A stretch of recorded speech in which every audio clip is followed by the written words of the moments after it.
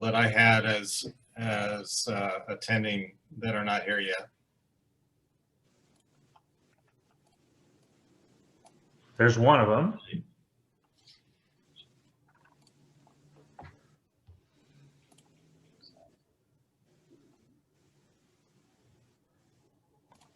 I think we can go ahead and get started. Is that all right with you, Eric? Yes, sir. We've got a lot of stuff on our plate today, so better get moving. So good afternoon, everybody. I'm Daniel Bunn. I am the chair of our illustrious group. I'm really happy to be here. I'm excited about this project. I've just got a thing in the mail that was an award from the city. I've been involved in the city 10 years on different boards and commissions and served on council. I think this is probably the most exciting project that I have come across in my 10 years volunteering at the city of Medford. For a couple of reasons. Number one, we've got a pretty powerhouse group right here looking around on the Zoom screen. This is the who's who of policy when it comes to Medford. So I think that's pretty cool that we've got this group together. And number two, I think that if we stay focused, we've got a chance to really produce a good document that can be actionable and can make some real change here in the city. So I bring up those 2 points to kind of frame, how I see my job as chair. We've got a lot of work ahead of us, and for us to have a good product when we're done, we do need to do our best to keep focused. I'm going to do my best to keep the conversation moving, keep it centered on policy level issues, and things that we can actually be a really good help to our staff and to our consultants. I also promise that this won't be a waste of time. This isn't a social hour or a social group. I know that everybody here is very, very busy. This is a big time commitment. I really appreciate it. I know everybody at the city appreciates it too. So while I may push the committee to stay hard and stay on task, I'm also going to push the staff and the consultants to make sure they get their stuff done in a timely fashion. So this can be a good experience for everybody and that we can have a good policy level work, which I think we're all looking forward to. A couple of notes on Zoom etiquette. Everybody looks like they're doing a good job staying muted when they're not talking. That is always appreciated. We have the hand raising feature enabled, so you can raise your hand if you want to be recognized to talk, but if I don't see you or the staff doesn't see you, you can also wave at the screen. And it's nice to have everybody's video on, which it looks like we have. So one other just brief technical note to begin it with. This is a public meeting. We are formally advising the City Council of Medford. Therefore, our group is subject to public meeting law, and we are all individually responsible for public records keeping. So I know many of you are familiar with this, but the brief 30,000 foot overview is any communications that we have with respect to the purpose of this group need to be saved for the public record in case there's a public records request. The shorthand answer to all of that is if you're writing an email, please copy one of the members of city staff or our consultants, and they'll make sure that it's held for record retention. There's lots of great resources available on the Secretary of State's website, or you can reach out to the city recorder's office or me or the city attorney if you have questions about that. But honestly, it shouldn't be that much of an issue. The other thing to note when it comes to public meeting and public discussion is to limit clicking reply all when an email goes out. That's also just good life rule to probably not reply all unless it's very, very specifically needed. So having said that, I have a scheduling note that we'll discuss later about our next meeting, but I want to hand it over to our brandly new minted mayor of Medford, the Honorable Mayor Sparacino, for some words of encouragement and direction and guidance for us as we begin our work. So it's over to you, Mr. Mayor. Thank you, Chair. More words of encouragement rather than direction. I believe Eric will probably provide all of the adequate direction that the task force needs. I want to thank you all for volunteering to be part of this monumental process. I'm going to echo some of the things that Daniel said. This is a very big process that's going to guide the city into the future. It's been over 20 years since the city has engaged in a similar process. Probably only one individual as part of this task force might remember that. We have an excellent task force together that's going to craft a document that is going to see Medford into the future. during my campaign, I said a lot that I believe that the city of Medford was on the cusp of a boom before the pandemic. And I'm optimistic that we will be in that same situation again. And the work that you guys are going to do as a task force is going to help guide us into that future. So the end result isn't going to be something that just sits on a shelf. This is going to be something that the city of Medford and the staff are actually going to use as a guiding document. And you should be proud of that fact that you're going to be part of a process, because we all share in this desire to make the city of Medford the best place to live, work, and play. And at the end of this process, you guys were all going to have a hand in that. And you should really be proud of what you're going to do. And I'm really excited about this process. It's a long time coming. And I think that, just like Daniel said, we have some of the brightest minds in policy in Medford here to help guide us on that. And I look forward to the end result and putting it into practice during my term as mayor. And again, I thank you, and I turn it back over to the chair. Thank you for that, Your Honor. We will try to do you proud and give you something good to work with. We're going to hand it over to Eric Jensen from Jensen Strategies. He is the lead consultant on this project, comes to us with a tremendous resume, and was far and away the right person and group to be picked for this project when the council and staff went through selecting how to tackle this. So I'm going to let Eric introduce himself, but I've had a few meetings with him already. So has Christina, our vice chair, and I have really, really high expectations for what's going to come out of our consulting group. So take it away, Eric. Great. Well, thank you, Daniel, and welcome everybody to the first Vision Task Force meeting for Medford 2040. I'm Eric Jensen, as noted, and I'm the principal of Jensen Strategies, and we do a lot of these types of processes, visioning and strategic planning.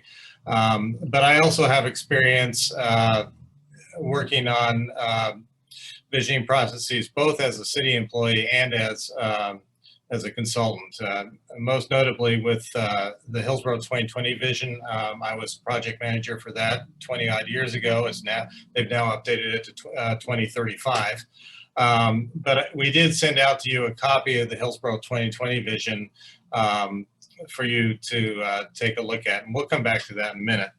But first of all, what I'd like to do is to do some introductions here and have all of us get to know each other just a little bit better. We're going to make it fairly quick because we've got a robust agenda. I will call out first that you have a great crew of folks that are going to be supporting you through this process over the next year. So in addition to myself as the lead consultant, a couple of members of my team, I'm going to ask people to raise their hands. Sandy Irvin, who you've seen emails from, and Anthony Miranda, also with Jensen Strategies. And then also on our team from Mall Foster is Seth Baker. Seth. And then from the city side, we have a couple of staff folks that are going to be working closely with us. KJ from Communications. And Rachel, who just joined the city, I understand. So there she is. So,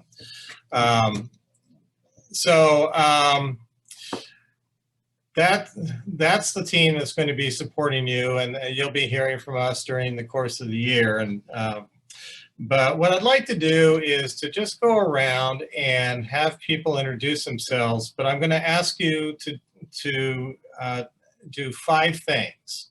So get your pens ready. The first, I'm going to ask you to introduce yourself and the interests that you're representing and what your daytime job is. And second, the number of years that you've lived in Medford and or worked in Medford.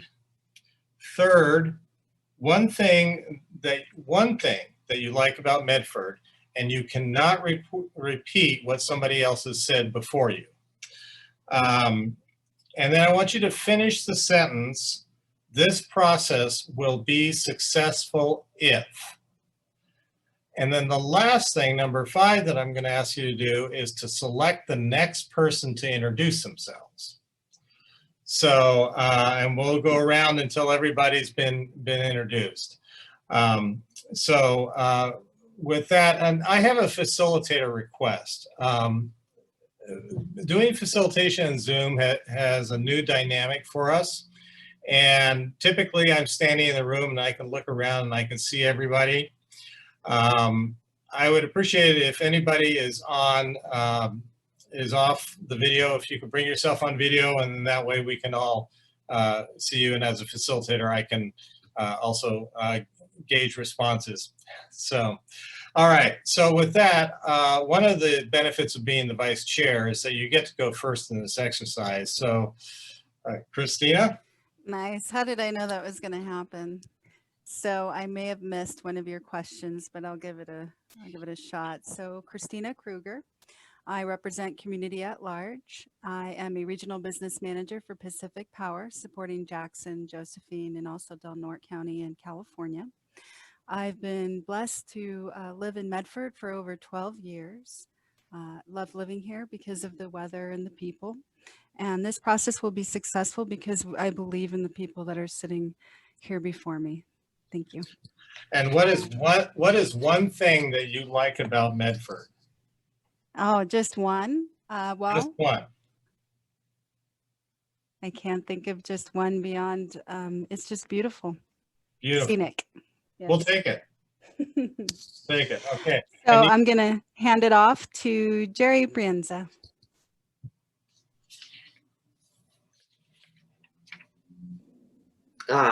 Thank you, Christina. I appreciate that. But hello, everybody. Jerry Brienza. I'm the airport director of Rogue Valley International Medford Airport, and I've been in that role since I've come to Medford about a little over 3 years ago now. And time flies because I've actually been having a fantastic time at my job and in the community. What I really like about Medford, honestly, is the beauty not only of the scenery, but of the people. It's really been it's not a kind of a closed-knit community. They've welcomed my family in open arms. And I really believe this process is going to be successful. Just from the looks of the people you've gathered on your team, I know a lot of people on this team, and they're very brilliant. And I think you have a good crew together here. And so this process will be successful if?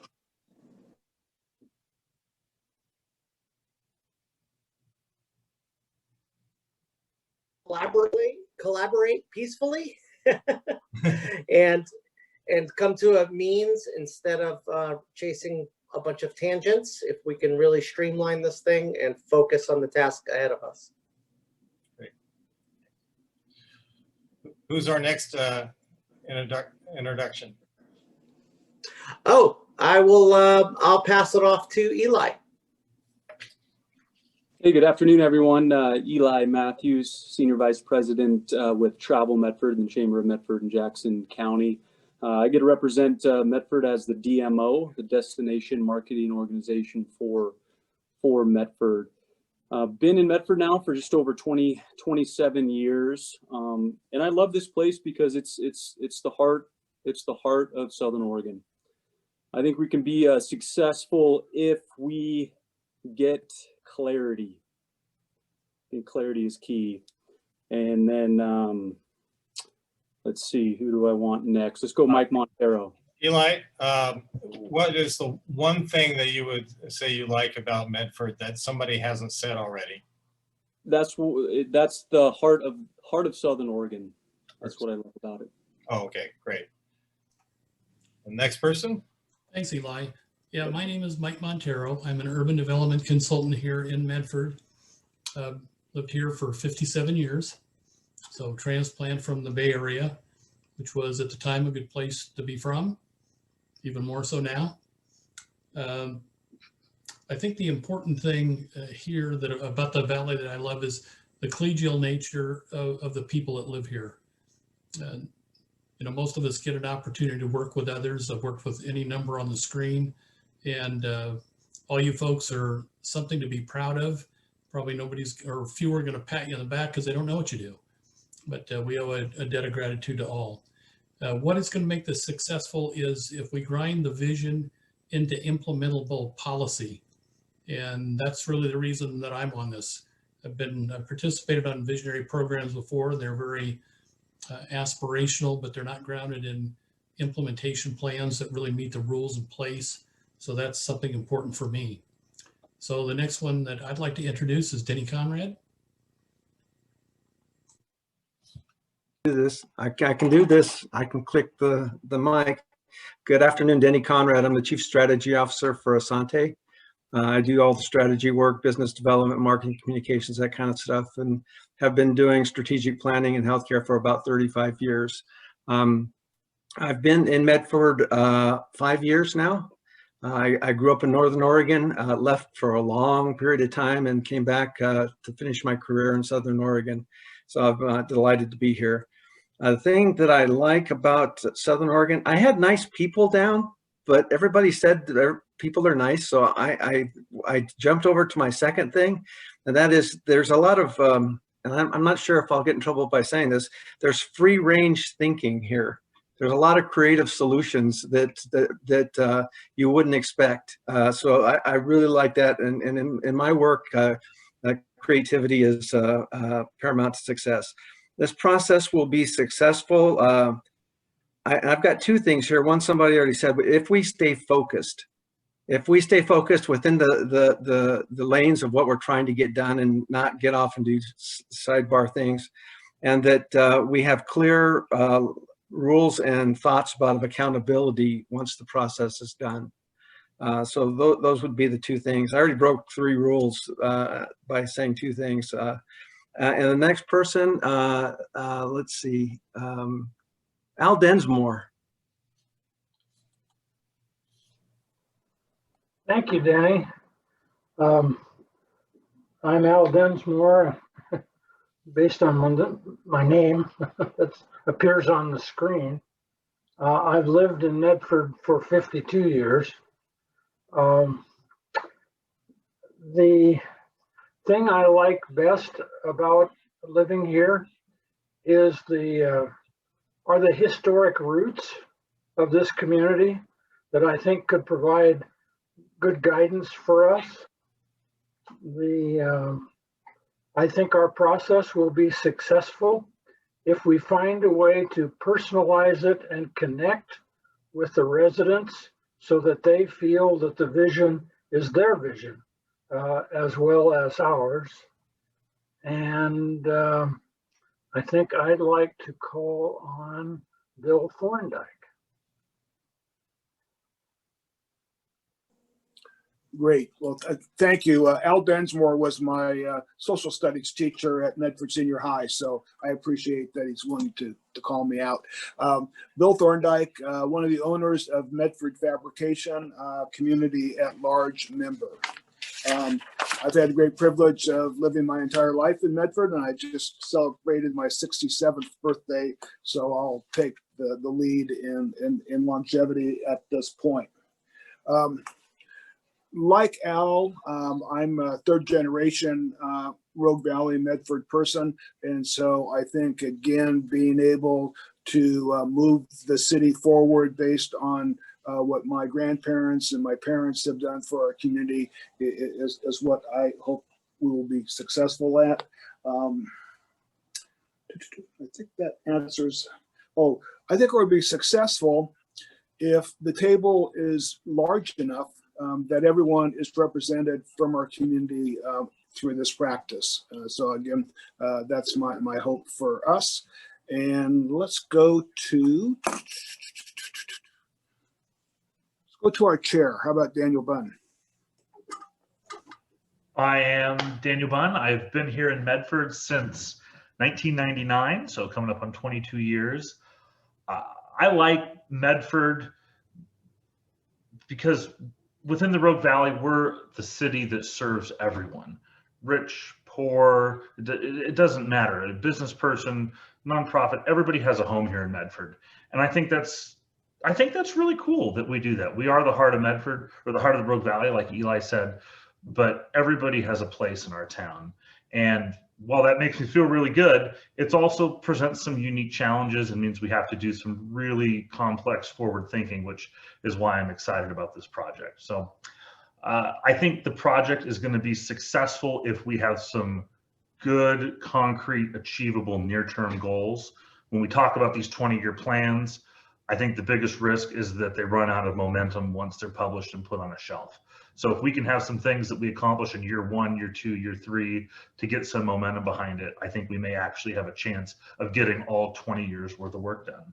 So having said that, I'm going to hand it over to Jason Elsey. Thanks, Daniel. I'm Jason Elsey. I'm the Executive Director of the Housing Authority of Jackson County. Originally, I'm a Southern California transplant, but I've been in the Rogue Valley for 22 years. I've been at the Housing Authority for just about that long.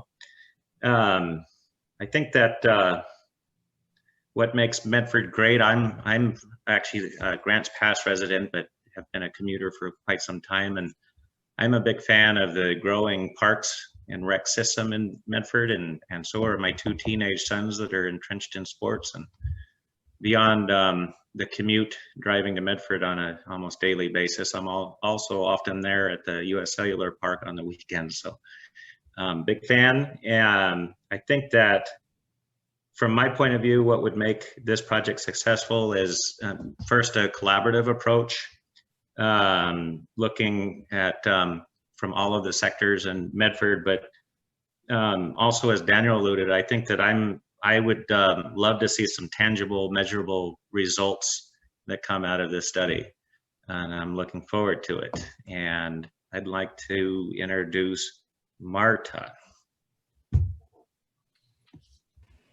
Thank you, Jason. My name is Marta Taransay. I work in my day job for Business Oregon, the Economic Development Agency, as a regional development officer serving Jackson and Josephine counties. But I wear a lot of hats. I believe on this group I represent neighborhoods. I'm dialing in from West Medford today, and I've been in Medford for 3 years, 10 months, and 18 days, but who's counting? And I like Medford because it is greedy, hardworking, and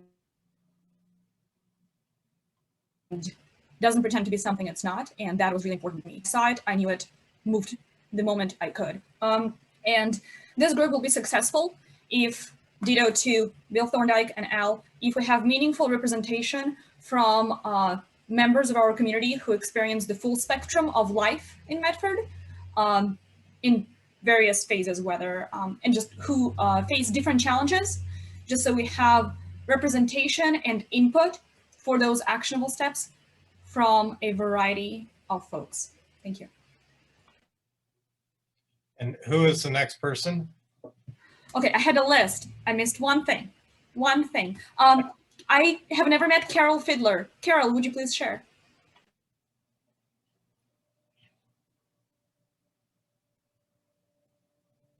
I think you're on mute, Carol.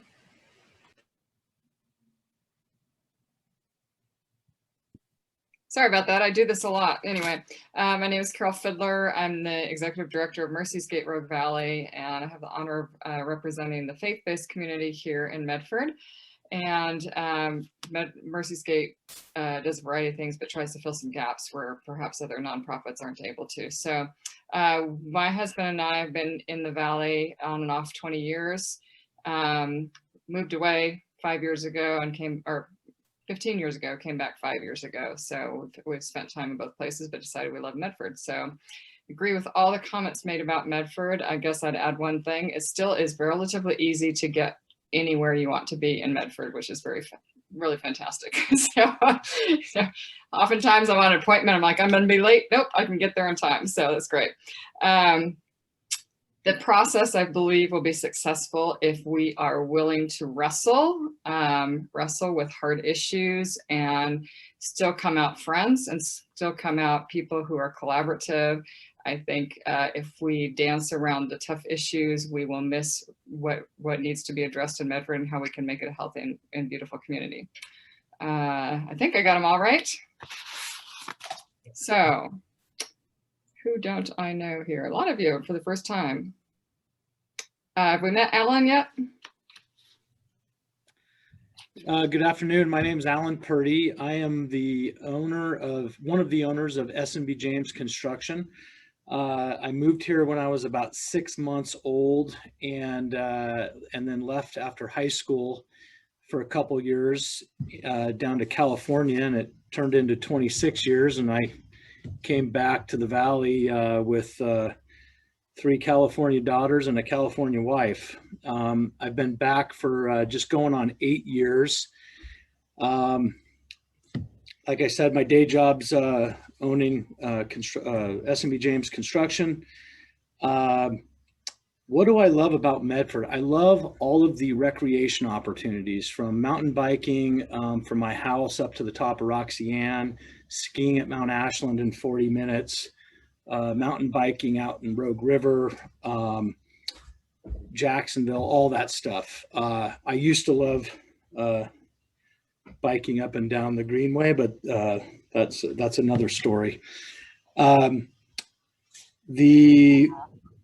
Let's see, I think I hit everything. Did I miss something? The successful? Oh, yeah. I think we've got a ton of opportunity with this fantastic panel to come up with a plan that's executable. We have to be able to do it. There's a whole bunch of things that we could try to do, but we got to find stuff that we can do. And I think there's a whole laundry list that we can get up there. So that's my plan. My next, I'd love to hear from Mr. Shotun. Well, thank you, Alan. So I'm Brian Shotun, City Manager for the City of Medford. Come March 20th, I will have been here for 17 years, and I've spent the bulk of that as the Parks and Recreation Director.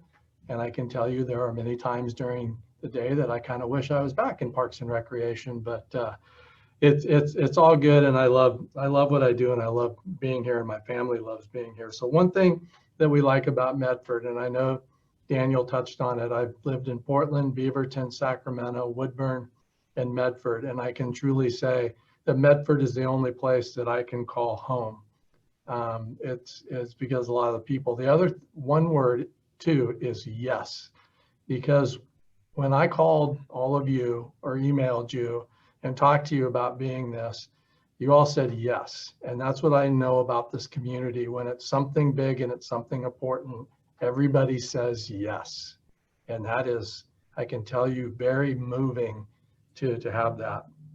So finish the sentence. The process will be successful if I'm in Daniel's camp, if we've got stuff to do, because I like to do stuff. I don't like to do plans, have them sit on a shelf, but have to do stuff. But I will also like to have 1 or 2 things that this group comes up with to recommend to the council that are incredibly aspirational and might even be scary to think about doing, because that's how we do great things, as we get outside of our comfort zone a little bit.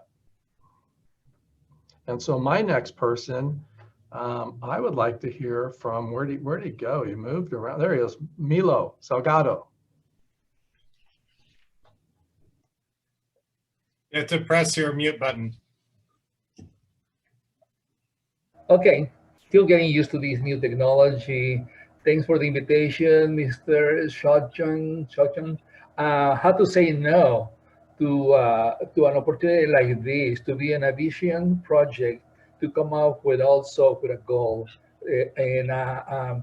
Medford has been my place.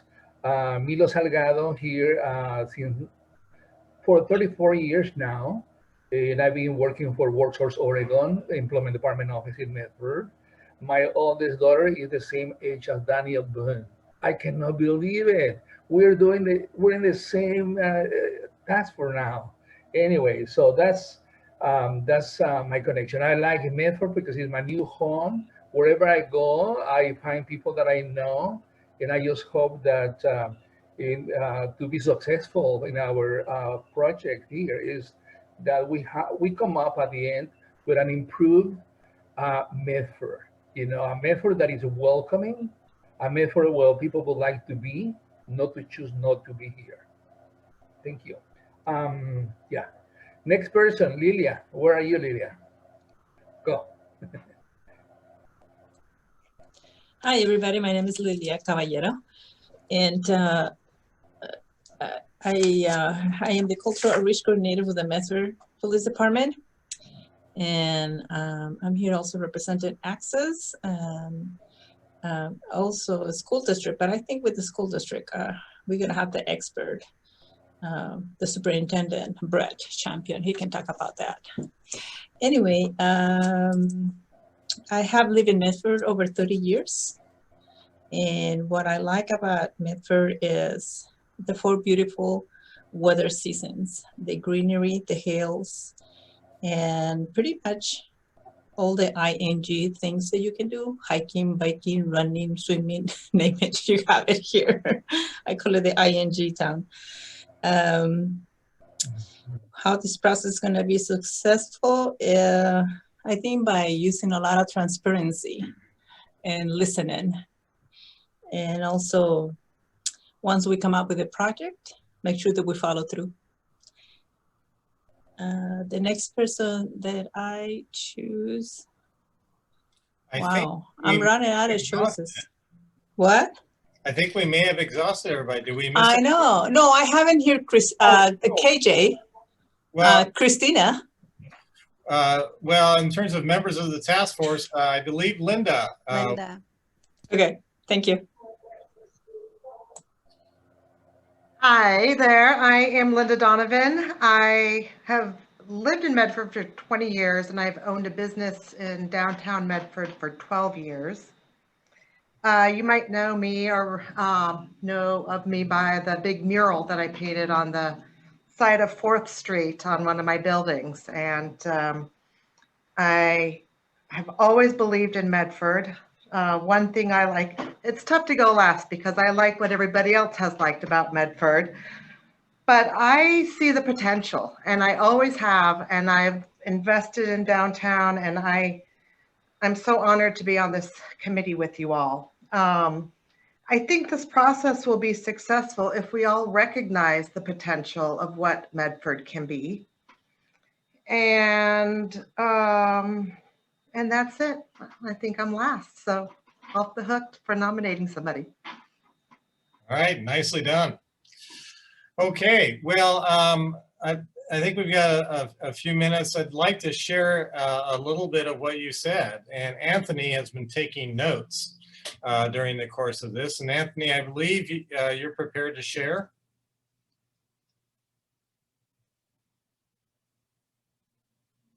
There we go. So just in terms of time living in Medford, looks like the majority of you, the vast majority of you have been here over 10 years. And so that says a lot about the folks that are here, that you've got some long-term ownership in this community. And that was pretty clear. In terms of the things that you like about Medford, I mean, I don't think I've heard the word beautiful come up so many times in such a short period of time. So that's amazing. But what you don't really realize is that this is actually the first piece of input that's coming from this task force. We're going to be taking this information, it's going to come back to haunt you when we start talking about developing a vision statement, because we'll use this as part of the fodder going forward, along with a lot of other information. So this process will be successful if there are 2 things that struck me as predominant in what you folks said.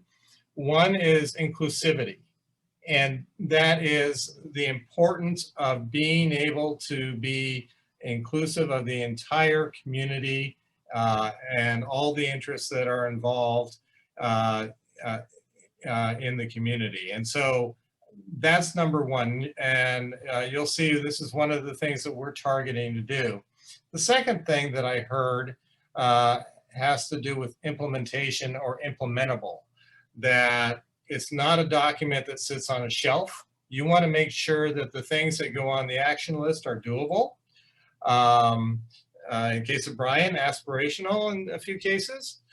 And then, but you want to make sure that it actually gets done and moves forward. And I would say those are the two main themes that I pulled out, and there were a number of other things, but for time's sake, I'm not going to delve down too deep. So, so with that, good job, folks. Nice to meet all of you, and we'll have a lot more opportunity to talk together as a group. So with that, I'll turn it back to the chair. Thanks, Eric. I want to talk briefly before we get into the real substance of the meeting about what our marching orders are from council and how we should conduct ourselves. So last week, you should have all received a package of documents. One of the documents that's in there is the charge as it's been codified from the council. I want to step through that real quick. So we are the 2040 Vision Task Force. Our job is to develop and recommend to the council a vision statement and an action plan. So there's two deliverables for our committee, and we're going to take those sequentially. So first of all, we're going to prepare a vision statement. Then that statement's going to get passed up to council, hopefully for their review and approval. If we've massively missed something, they would have a chance to weigh in there, but hopefully we present something that we can get everybody to buy into. Once that is approved, then we're going to take that vision statement and prepare the action plan that implements it. And that's the heavy lifting, detailed document that says, here's how we're going to achieve the vision. And when that's wrapped up, which should be done by November, we'll present that back up to council for formal adoption. So I think this is worth stepping through because we need to stay focused on what the work product is. There's all sorts of thoughts and opinions I have about Medford, things that I think could be better. But when we're sitting here as this group, we want to focus it into the actual work product that we're delivering to council. So just pause real briefly. Are there any questions on the instructions we have from the council, what we're producing, why we're producing it versus somebody else, or anything else related to this? Okay, we all know why we're here. That's good.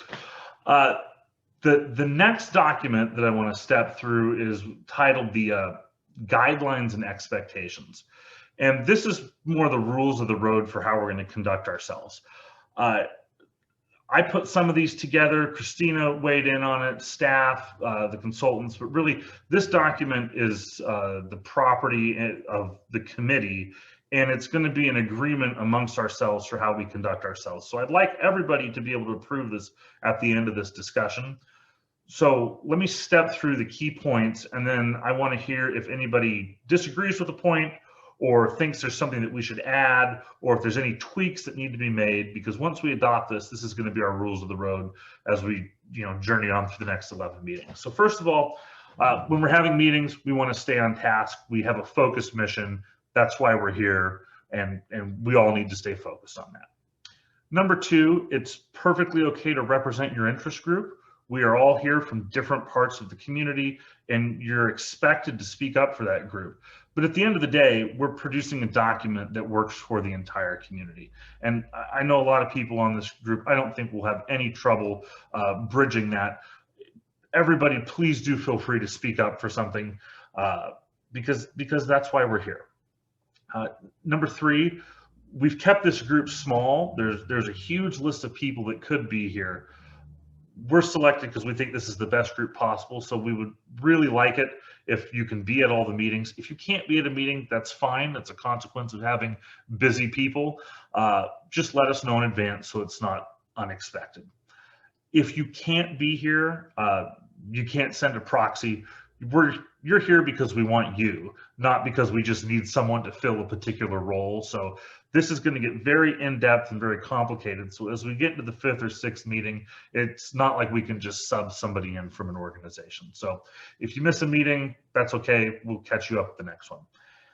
If for some reason this doesn't work out for you and you have to resign, or a scheduling conflict, life happens. We get that.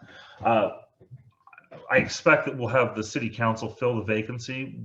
We do want to make sure that all of our groups are represented, so that's how we would proceed if that happens, but I hope we don't have to deal with that and we can all make it through to the end. That's a lot of expectations for the committee members, the chair and vice chair, we told the consultants that we have some expectations of them. Everybody I know in this group will want to show up prepared and ready to have a good discussion. No one's going to be opening up their packet the day of the meeting. So what we've got a commitment out of the staff and the consultants is that they will get their materials out to us a week in advance so that we can have time to read and digest them, unless it's a special one-off item. So a lot of the materials that are coming out, especially in the earlier part of the program, are pretty dense, lots of statistics, lots of information, and it takes some time to chew through that. So I appreciate that our staff and consultants have agreed to do that. And then finally, we just have some general good rules for life, or good rules for being part of a committee. Be respectful, be present, participate, be open. I think everybody agrees on this, and this shouldn't come as a surprise to anyone, but it's worth writing down. And most importantly, at the end, we did put have fun. We've got a lot of work ahead of us, but this should be a fun process. I like doing this. This is exciting and rejuvenating for me to be part of these groups and to produce a document like this. So I'm looking forward to it. Does that generally reflect what all of us committee members think is how we should conduct ourselves? And it's absolutely fine to speak up if we miss something or if you disagree with something.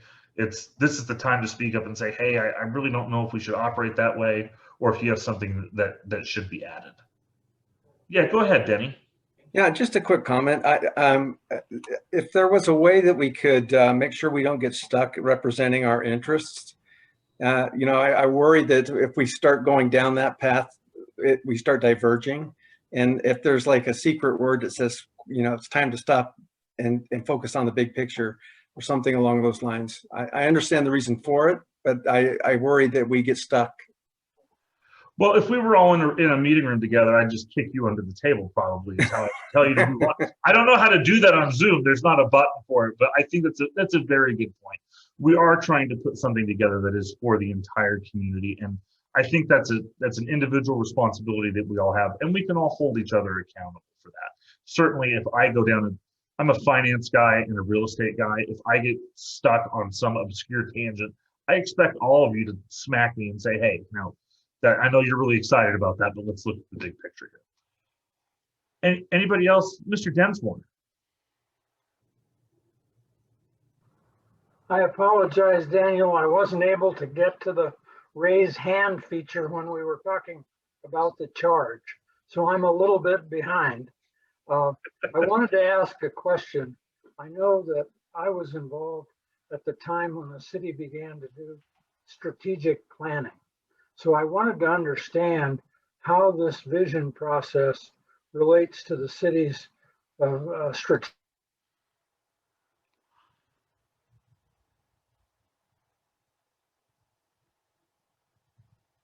It looks on my screen like Al froze a little bit, but I'm going to hand that over to Brian to talk about how this process dovetails with strategic planning and how the council or the senior city management staff want to integrate this work product with the other planning documents for the city. Sure, and I think Al and you, Daniel, when you were on the council, you may have participated in the previous strategic planning for the city that ended up being a very large document, like 65 pages long.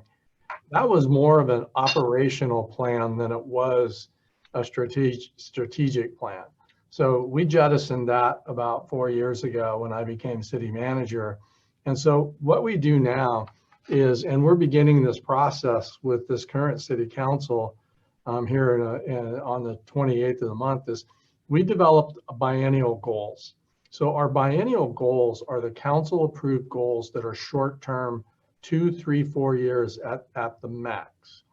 And so the visioning process is something that we want to accomplish over a 20-year period.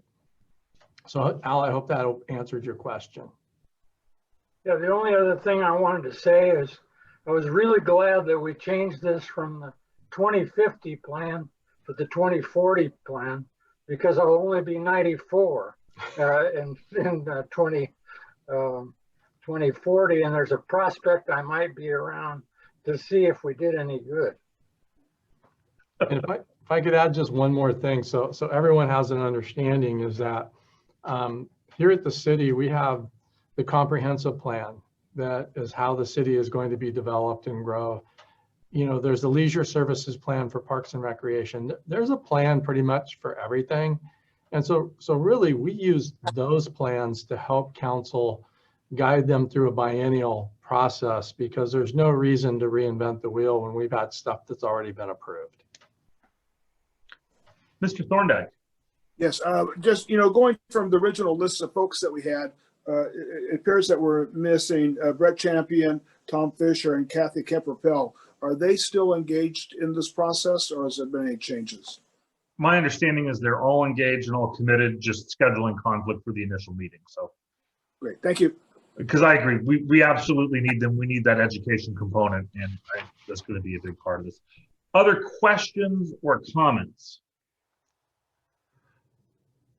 To the extent possible, I'd like to, when we have to adopt things or vote on things, operate by consensus. So I think for adopting our guidelines here, let's just try and have a voice vote. You can either vote yes or raise your hand. All those in favor of adopting our guidelines and expectations, please say aye or raise your hand. And aye. Are there any opposed? Nobody making themselves known. In the opinion of the chair, the ayes have it, and our guidelines are adopted. There we go. It's going to be that easy all the way through. So let's see. I think let's hand it back over to Eric, unless you've got anything else that you want to discuss on the guidelines or the charging instructions from council.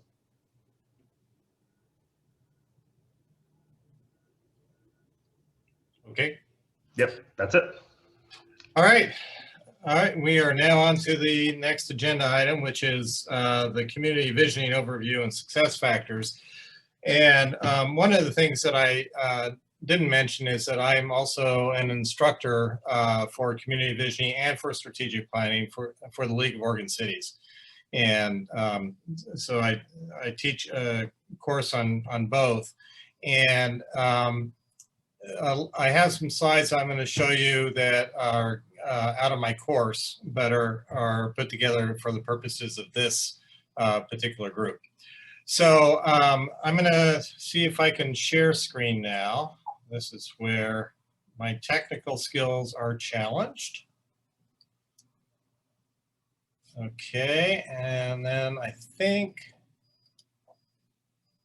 oops. Oh, Zoom, there we go.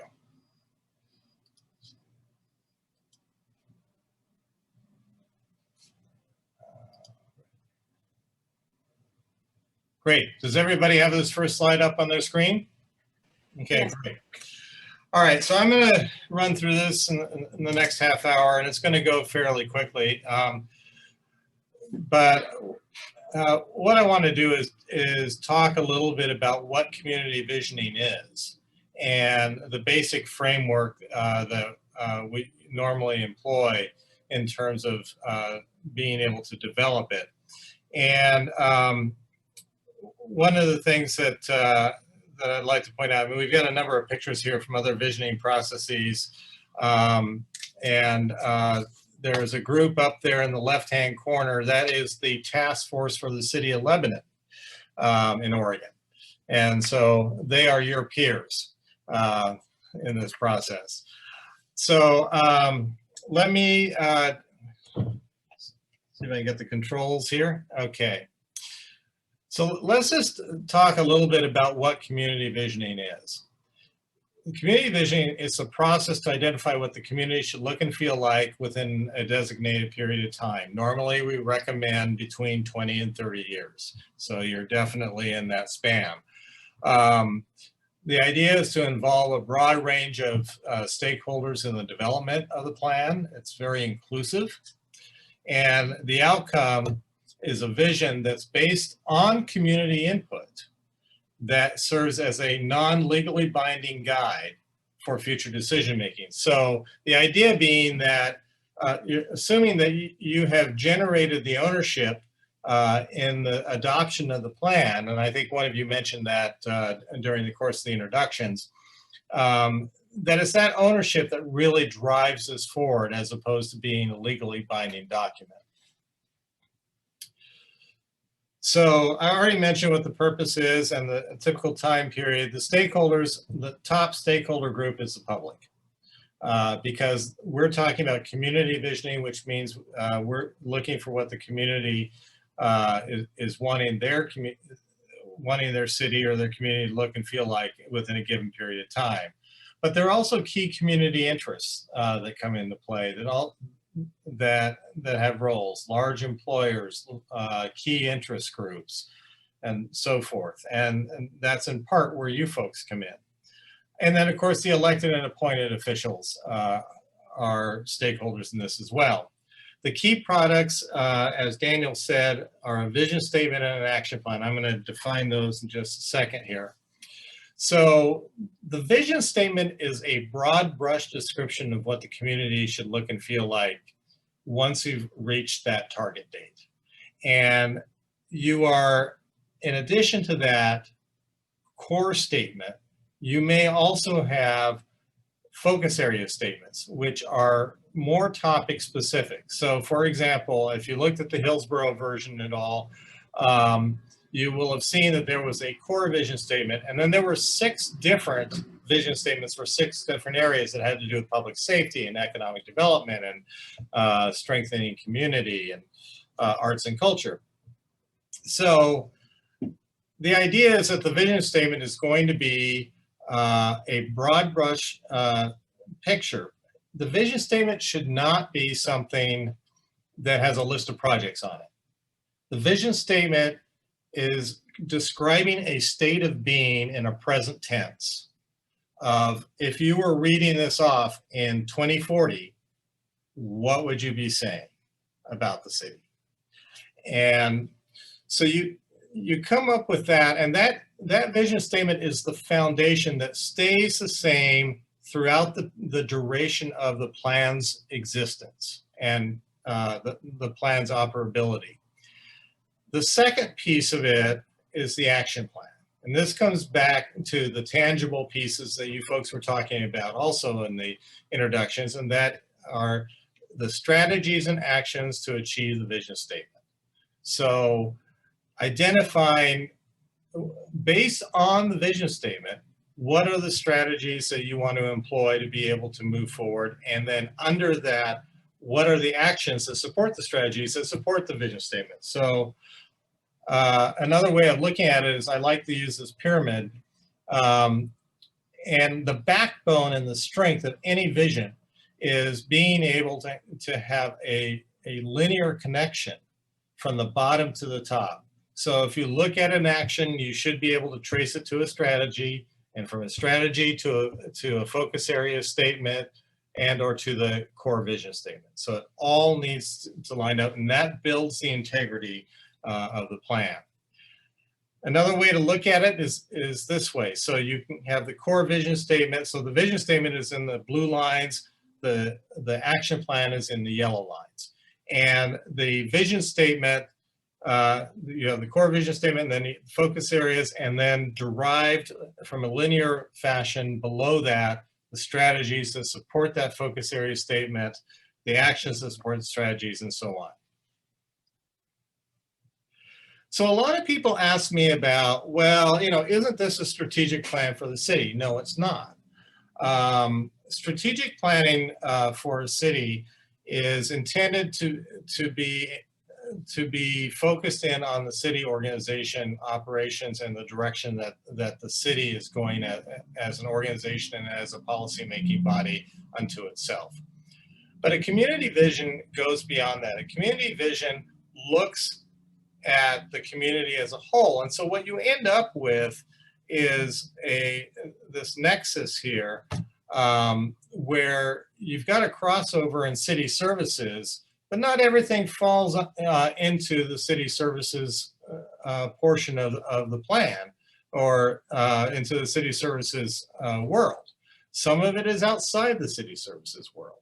And one of the things that we look for in developing a vision in terms of its implementation is that the implementation is the responsibility of the community as a whole. And to that end, you have lead partners that that's not just the city. The onus is not solely on the city to move this forward. The city is a large partner, but it's not the sole lead. So we'll get into a little bit more about that. So let's talk about the process, and this tells us a little bit about the direction we'll be going here. So there's key questions that we're asking, and then there are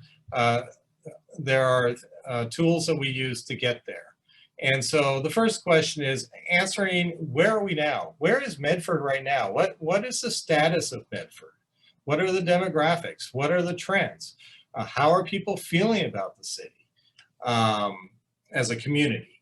And that helps you to establish your baseline of where you're starting from. The second is to say, okay, so given that, where do we want to go? And once you've established where you're going, then what is the route we want to take to get there? And then there's the implementation. Let's gas up or charge up in terms of 21st century talk to move forward. So that translates in terms of community visioning into where are we now? It's developing a community profile, looking at the trends and the status of where you are now as a community. What are the demographics? What are the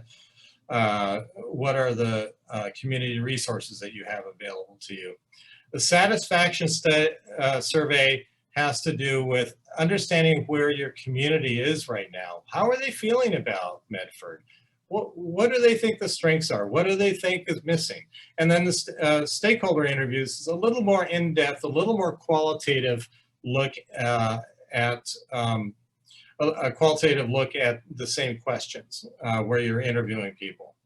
Once you've established that baseline, that's where we move into the vision statement, and then we move on from there to the action plan and then on to implementation.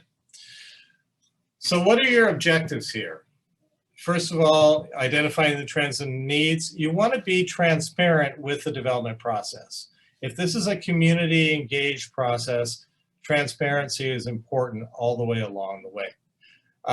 If seeking, listening, and incorporating community input is core to this process. And if you're not going to listen, there's no point in going through this process. So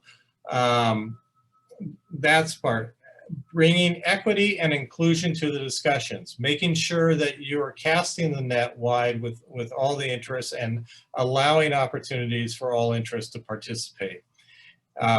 Using as many diverse outreach tools as you can through public involvement, and seeking multiple and diverse implementing organizations. That's what I talked about before. It's not just the city, there are other organizations involved in implementation. And then making sure that you've got tangible products and documentation at the end. So this is just another way of looking at this. Where are we now? Where are we going? Where do we want to be? How do we want to get there?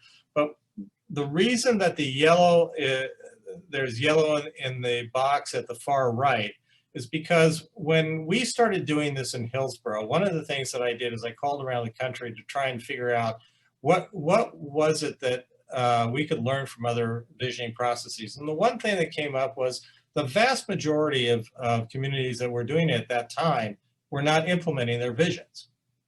And so we made a concerted effort at that point to say, okay, how are we going to implement it, and putting in the tools and the resources to move that forward, and we'll get to that.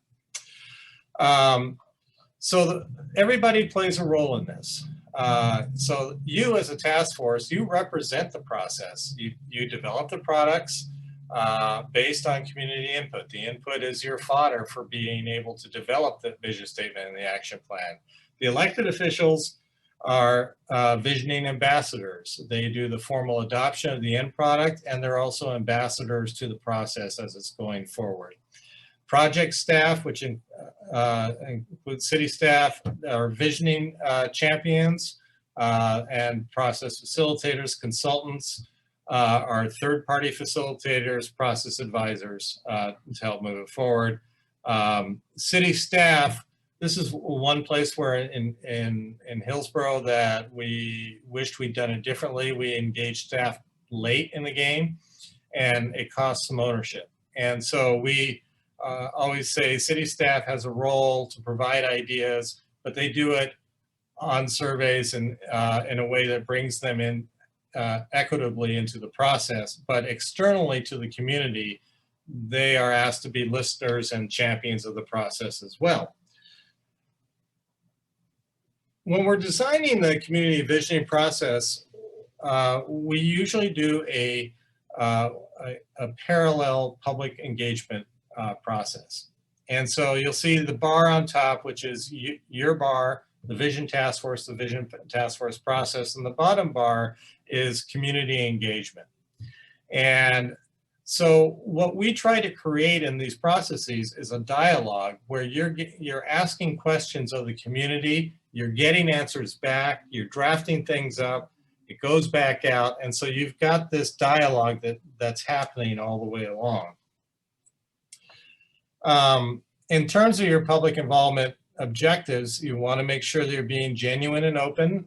You really do want to hear from folks. You're being inclusive. Define dialogue parameters. And what I mean by that is, what are the questions that you're asking? What are the topic areas that folks can weigh in on?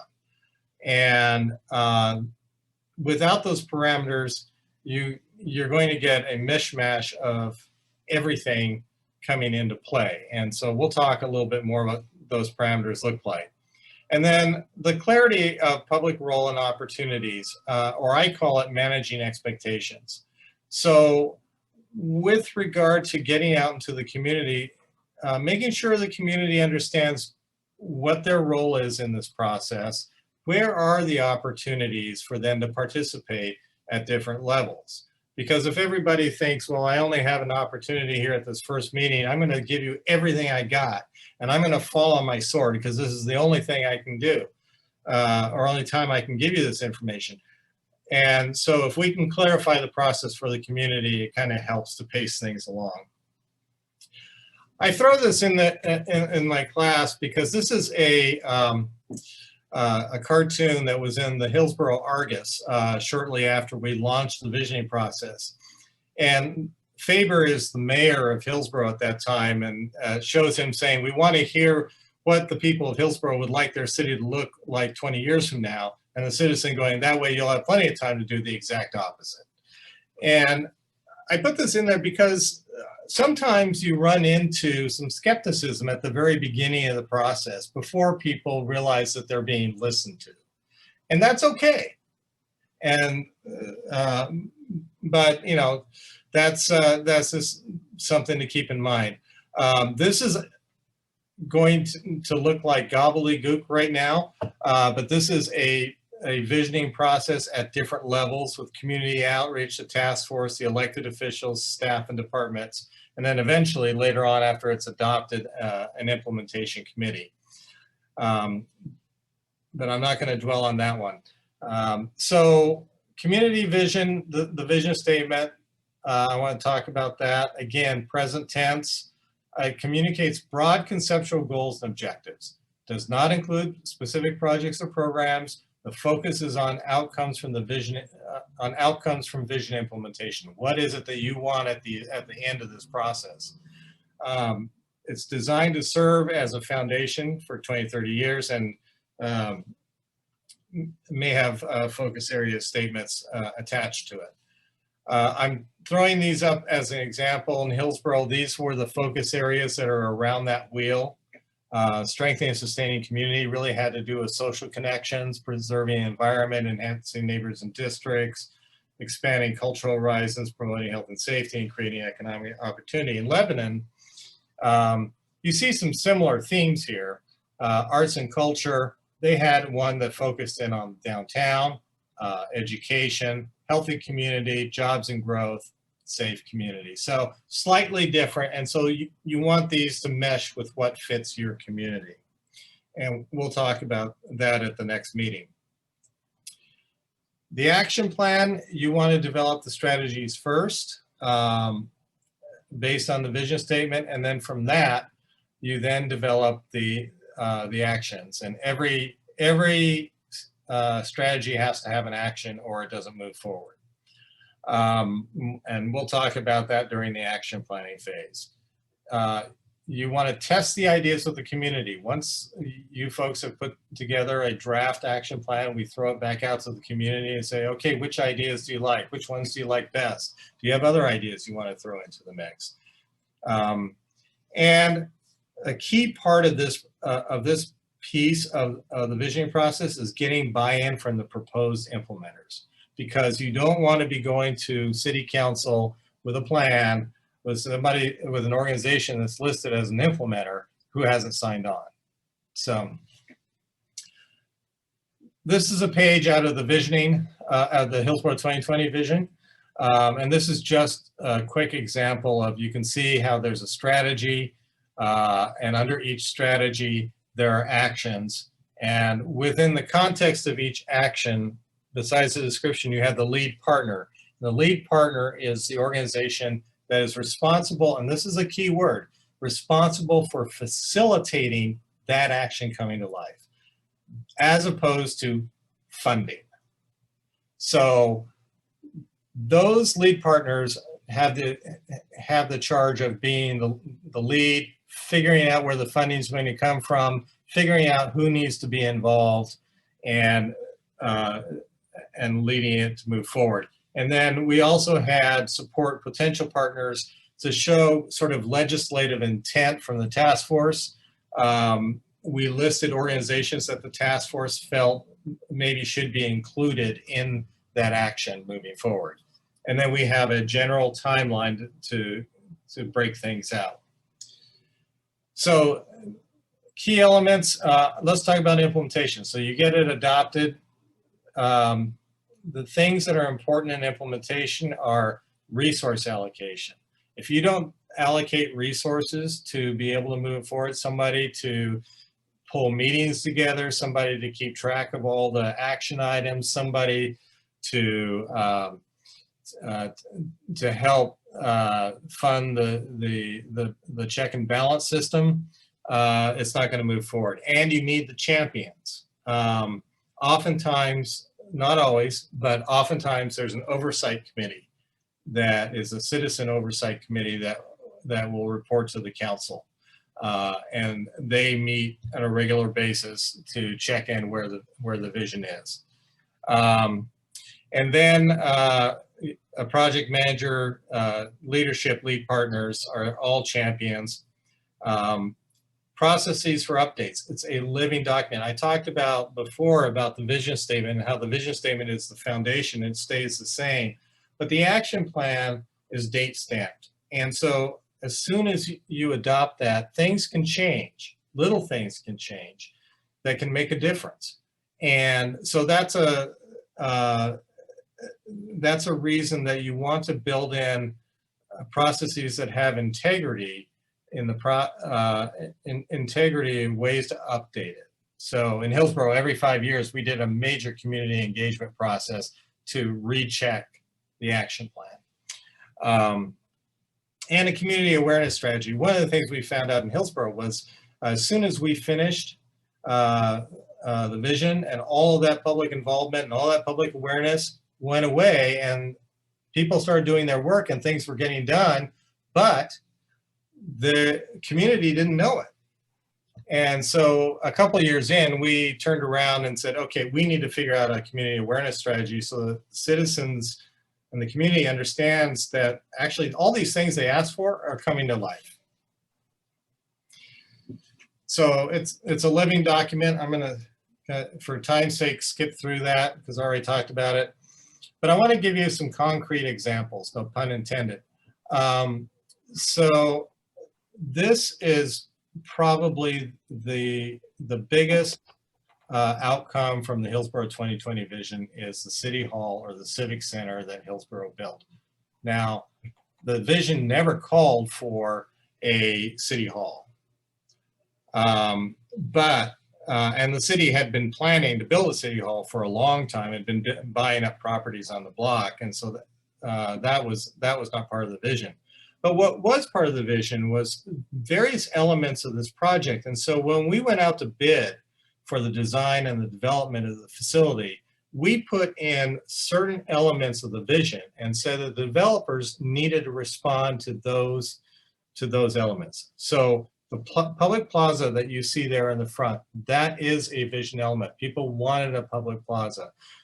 Community meeting rooms. People wanted more community meeting rooms, so they were built in. Public art, there's public art. They wanted green buildings or sustainable. And so this is a gold LEED building. All those things were driven by the vision, and the piece that, this is the story I always tell, when I realized that this was really becoming a reality was when the developers, the successful bidders came in and came with their first design, and they said, okay, so it's going to cost us a little more than we thought, and so we have some suggestions about how you can cut costs. And so they suggested taking out the public plaza, because I would save, I forget what it was, it's like $5 million. And one of our city councilors leaned forward on the dais and she said, the citizens did not ask us for a city hall. They asked us for a plaza. The plaza stays. And that's when I realized that we had some traction. This is just a quick funny story. One of the things that was called for was a dog park in Hillsborough. So a dog park was built and they put a fire hydrant in. And the fire hydrant was painted with the flag, the US flag. Well, it didn't have a fence around it originally. And so dogs did what dogs do. And they went and they peed on it. And that caused an uproar in the community over these dogs were peeing on this flag. And it went all the way to CNN. So we ended up putting a fence around it, but just sometimes your vision it needs to be a little bit altered a little later. So this is Lebanon. Lebanon had a vacant area in the downtown that had just been dormant and was dilapidated. And one of the things that was in their vision is they wanted to make that into a usable community area. And so they created a plaza called Strawberry Plaza. And so you can see that's the before and that's the after Strawberry Plaza was implemented. Okay, I'm a little concerned about time, so I'm gonna just quickly go into the success factors here. So there's 5 success factors in a visioning process. One is stakeholder involvement. That gets back to the inclusiveness that you all were talking about, making sure that you're involving people and that you're not going to the usual suspects and you're not going to the people that are in your line of sight. If you look at the picture. The photographer that took this picture actually did cut my son's head off at the top. He was working in Japan. And it was a nice example for this particular point. So, success factor is also connectivity and consistency. When I talked about the plans complementing each other, this is actually, this is left over. I do strategic planning and visioning together. And so the pyramid isn't the correct pyramid. But if you imagine the one I showed you before with the vision core statement at the top on down, making sure that you have the products that build on one another. Flexibility, that you use verbiage that sets clear direction while avoiding being too restrictive. And it's easy when particularly when you get down to the action planning stage, to get very specific. And we'll talk about that during the action planning phase and how you can be flexible in your verbiage, yet meet the intent. And being able to update your plan and keep it fresh going through. The 4th success factor is leadership, unity, and advocacy. If you don't have your cheerleaders out there to keep this plan moving forward, it's going to die. And so having electeds, management, community leaders out there that are the public advocates even after the plan's adopted is key. And then there's the implementation structure and resources, and making sure that you've got designated leads for implementing the plan, that you've allocated the resources, that you have accountability for moving forward. In Hillsborough, we had the Vision Implementation Committee, which was made up predominantly of the lead partners. And so they had to come together every quarter and face each other and tell each other what they were doing. So there was a little bit of peer pressure that came with that. And then having a communication strategy that you communicate the achievements, but within your individual organizations, making sure it gets integrated into your organizations. So I'll leave you with a quote. If you don't know where you're going, you might end up someplace else. That's from Casey Stengel. So, yeah. All right, I'm ready for some questions. Yes, Denny. So I had a question about implementation and who actually owns it, because it seems like there's a visioning committee, there's the implementation committee, there's the city staff, there's the city council. Who wakes up every morning and thinks about this? Well, it depends on the community and city. So there are a couple of different models. Usually it's the city in some form. In the case of Hillsborough, we had the Vision Implementation Committee. We also had a project manager who was me initially. That was, I was working almost full time, working with 20 different community partners to get actions off the ground. And so city staff plays a role in that. In Lebanon, that is actually housed with the city manager. And the city manager had the drive to move things forward and keep things going, along with the support of the mayor. Some jurisdictions have used nonprofit organizations that were formed afterwards. I personally don't think that is as successful of a model, because in those cases they were not necessarily held to a body that they reported to. And so in the case of the Vision Implementation Committee, in the case of Lebanon, the city council was the body that was reported to. We did, in Hillsborough, we did an annual report every year about the status of the actions and how much progress had been made. So does that get at your question? Yeah, I'm just curious as where this might end up here in Medford. Because when I mentioned or answered the question, what I thought would be a key to success, and that's accountability. And without a direct connection to somebody that's going to wake up and say, hey, this is my responsibility today, tomorrow, and for the next 20 years, it's hard to keep that accountability. That more strategic plans die on the vine because nobody owns them. Right. That is the case. Brian, do you want to weigh in on this real quick?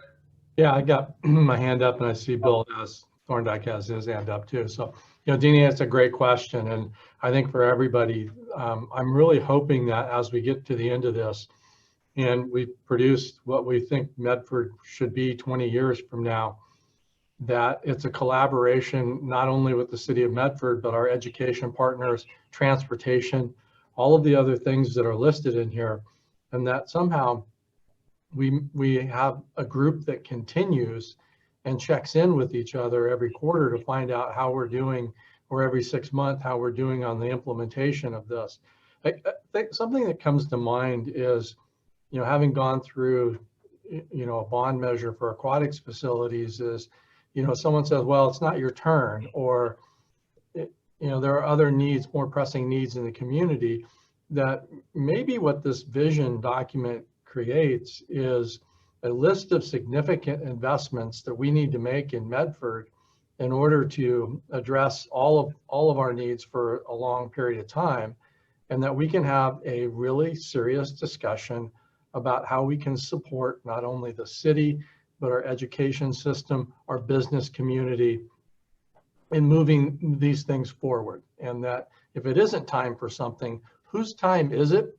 And how do we collaborate in getting those things done?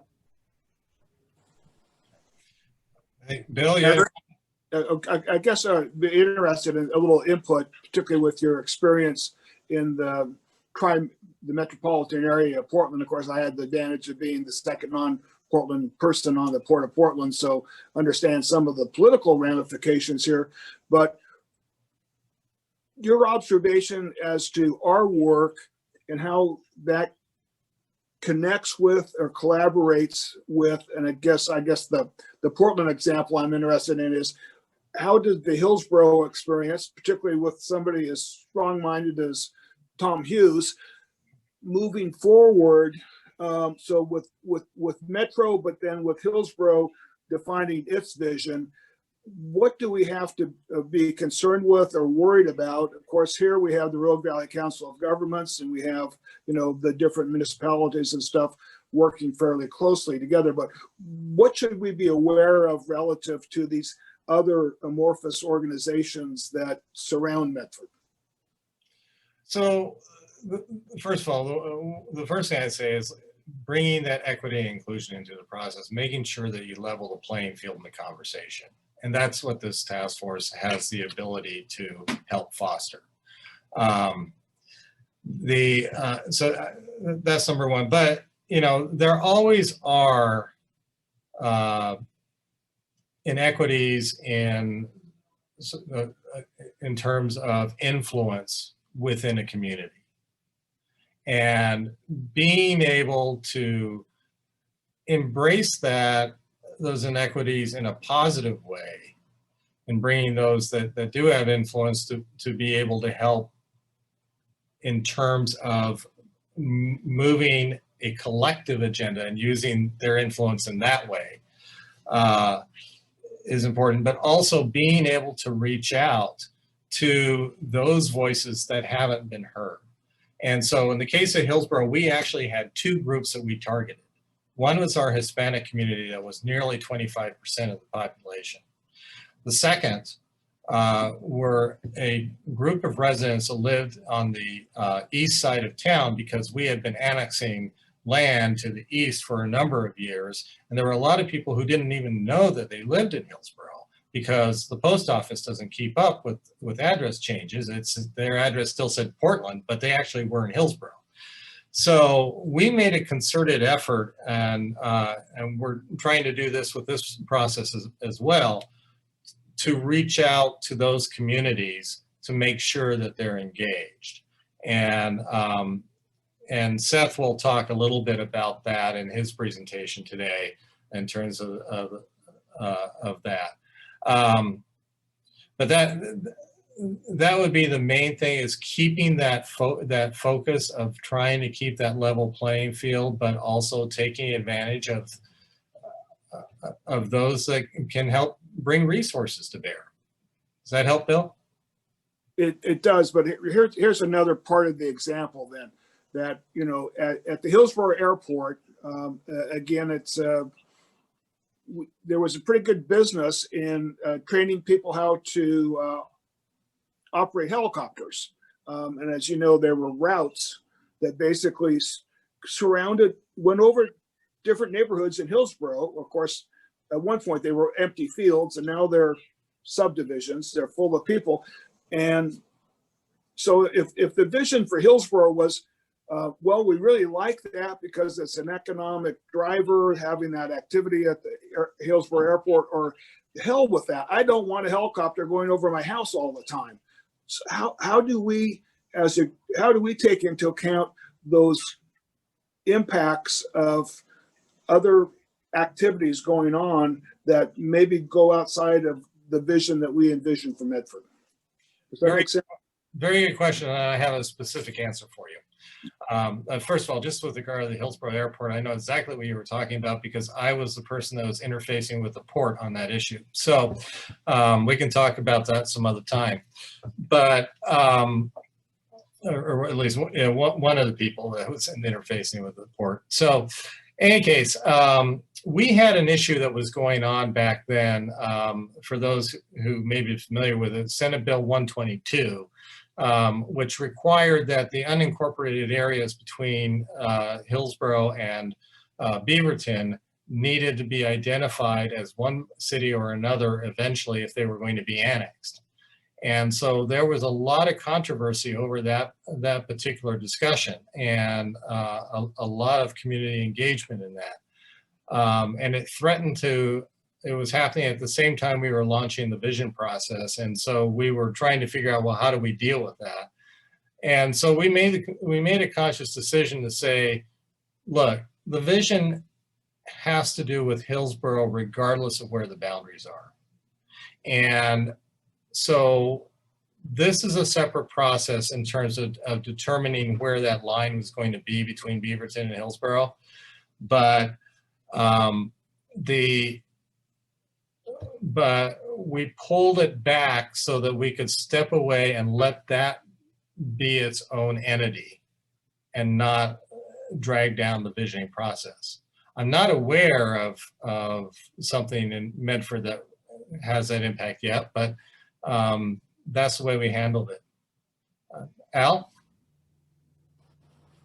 Or This is related to the topic that Bill's, I think, bringing up, but maybe a little bit off to the side, but significant. In reading the materials for today, where we started talking about the analysis of how big Medford is now and how that growth is emerging in various parts of it, one of the things I think that we can't forget is, as Eli pointed out, we are the heart, we are the focus for a much larger area. And as my friend Corey Krebin says, often, we're a town of 80,000, but on any given day, we're a community of 120,000 with all of the people who come to partake of goods and services here. And I think one of the things that we have to wrestle with in our implementation for a vision for the future of Medford is how to bring those folks who really they don't realize how dependent they are on Medford or how big an assumption they make when they get in their car that they're going to arrive in Medford and be able to successfully complete whatever it is that they want to do. Will our transportation system hold up? Will any kind of system hold up? So I think as we maybe want to dream big in these scenarios, we're going to have to figure out how to make that connection with the larger community that relies on us. Yeah. Eric, let's hear from Marta, and then we need to take a break and keep moving. So Marta and then Mike, briefly. Thanks. I'll be brief.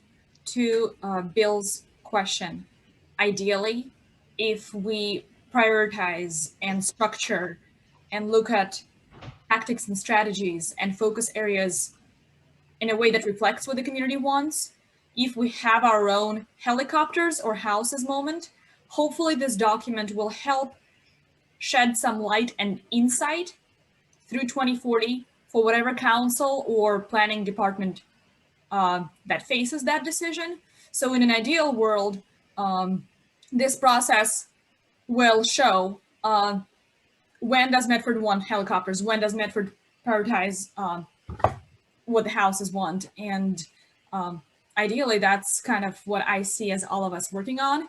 And I feel like this process will have an opportunity to model and set forth a really great pattern of community engagement. So when that decision has to be made, what do you prioritize? There's a really good set pattern and best practice in community outreach and engagement.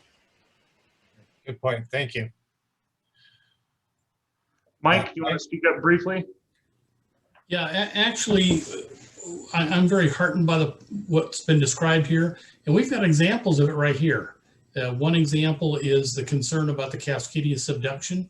So there was a goal, there was a need, there was a concern.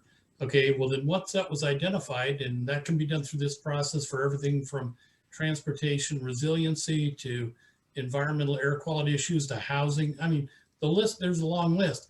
But the good thing is once there's a framework, there actually is a history here of doing that. We look at the build grant the city of Medford just got. That was a collaboration between ODOT, Metropolitan Planning Organization, county, city, $15.5 million to make the first investment in an alternative route in the event that there's an earthquake and the viaduct goes down. So we've got that history here. We just need to get a document that identifies what our needs are and then captures some framework for how to capture those opportunities. Yeah, nicely said. Thank you. Eric, if that wraps up your segment, let's go ahead and take a 5-minute break. Does that sound good for you? And we'll be back according to my watch at 3:37 on the dot. So see y'all in 5 minutes.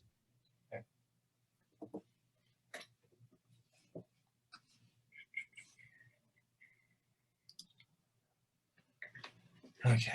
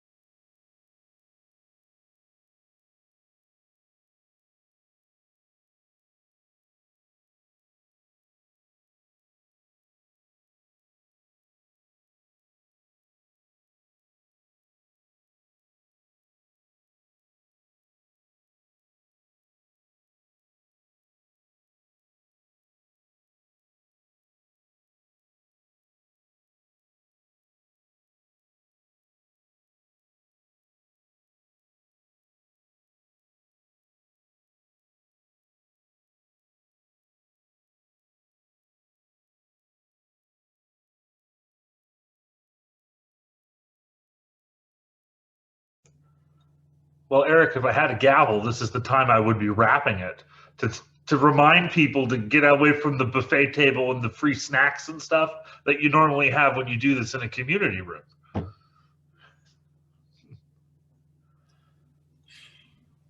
Well, now everybody has their individualized snacks nearby. I made another pot of tea, so I'm good. Just get all amped up here, extra caffeine.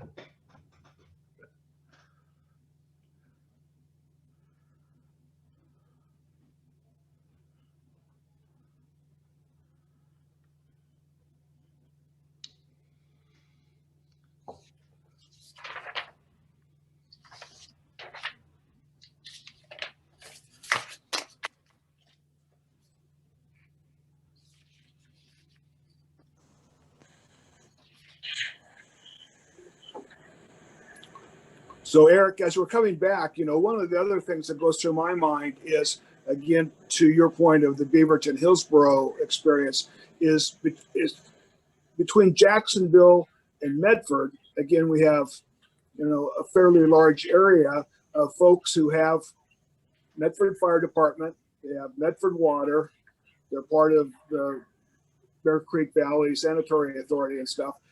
They have everything that they would have if they lived in the city, but they don't live in the city, and they have the advantage of not having to pay the city taxes on the deal. So again, right in our own backyard, we have, communities that have established over time that don't necessarily have to be in the city unless certain property owners are willing to move it that way. But again, just to the point that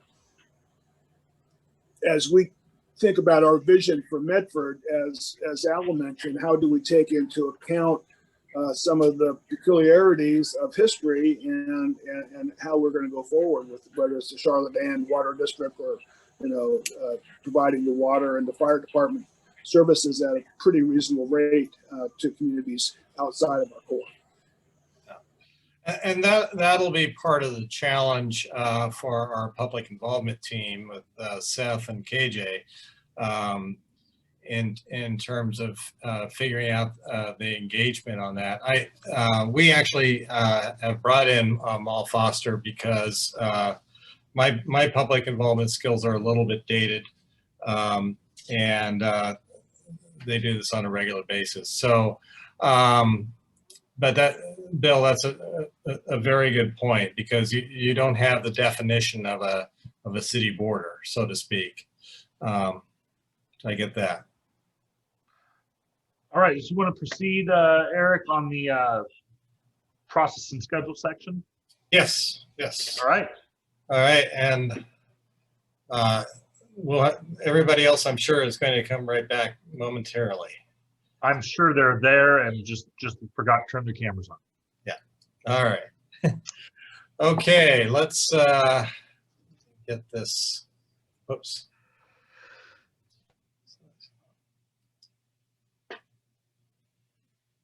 All right. Okay, so we'll segue from the break. And what I was going to talk about now is, now that I've talked about community visioning more generically speaking, I'd like to talk about how we're implementing or putting a framework to that for Medford and what that's going to look like going forward. So we're looking at a process that is similar in terms of the questions to be answered. Where are we now? What do we want the community to be like in 2040? How are we going to get there? And how are we going to implement the vision? And so the first step in that is that we have stakeholder interviews. We did over 20 stakeholder interviews with community leaders in Medford. We are just wrapping up doing a community satisfaction survey with the Medford community, and a community profile has been completed, which was sent out in your packet for review, and we're going to have the Leland group that did that come in and speak about that at the next meeting. But all of those things, which are now complete and that you'll see the results of on February 2nd, are setting the stage for your baseline of where are we now. And so we'll be moving that forward. And you'll see that the dates are on the bottom there for the process, so you have a general idea of how things are moving. The stars, by the way, represent City Council consideration and hopefully adoption moving forward. So the next stage, and this is where we'll be entering into in February, is developing the vision statement. And I'll talk a little bit about the public involvement. Seth will talk a little bit about the public involvement around that and how that's going to feed into the task force. How are we going to get there? You got the action plan, and then how are we going to implement the vision? One of the things that we're looking to do in your process is in the report that you will submit to the City Council at the end, that you recommend an implementation structure for the council to consider. So the baseline development, I've talked about this already. So we've got those things that are coming at the February 2nd meeting. And then we get into the vision statement development. So that'll run roughly February to June of 2021. And we will begin after your February 2nd meeting to go out to the community to solicit their input on the values and their vision for Medford. That will come back, that input will come back, and we will then work with you in developing a vision statement based on that input and based on your thoughts. That will be in the duration of March and April. Then by April, you will have a draft vision statement that will be sent back out to the community for road testing and to get any feedback from the community on that. Comes back, and then you do your final tweaks in May with the vision statement, and then it goes to the City Council in June for consideration and adoption. And the reason that we stop at this point and get this validation from the council is we don't want to move forward into an action planning phase if the council hasn't accepted the vision statement as it's currently written, because that's the core foundation of the action plan. From there, then we move into action planning from June into December of 2021, this same year. Task force drafts are going to be proposed with strategies and actions. Now, one of the things I want to backtrack to the community input that we're looking to get in the first part of the vision statement. When we go out to the community doesn't always look at it the same way that we're looking at it. They're not looking at it from the standpoint of you're developing a vision statement, so I got to give an answer that relates to a vision statement. Or I need to give an answer that relates to a strategy. Or I need to give an answer that relates to an action. So what we do during this whole process, as we're getting community input, we're also creating a bank of ideas. So if somebody brings up a project during the first part of our public input process for the vision statement, we're going to file that away so that when you get to this first meeting on the action plan development, we're going to put all those ideas in front of you. So you will already have some ideas that just naturally came out of the input process earlier on. Once you have a draft action plan in September, so June to September, you're drafting. September, we go back out to the community, and then it comes back, and then you work on the completion of the action plan. Now, at that point, you're also looking at the lead partners. And this is one of the trickier parts of the action planning phase. Oftentimes, some of your lead partners are on this task force, so they represent organizations that would be a lead partner. But there are those that you may look at as more appropriate that are not on the task force, and we're going to have to go out and solicit those folks and get them to sign up on that. And you folks will have some fun in terms of being able to go out and help twist a few arms. to get them to sign on.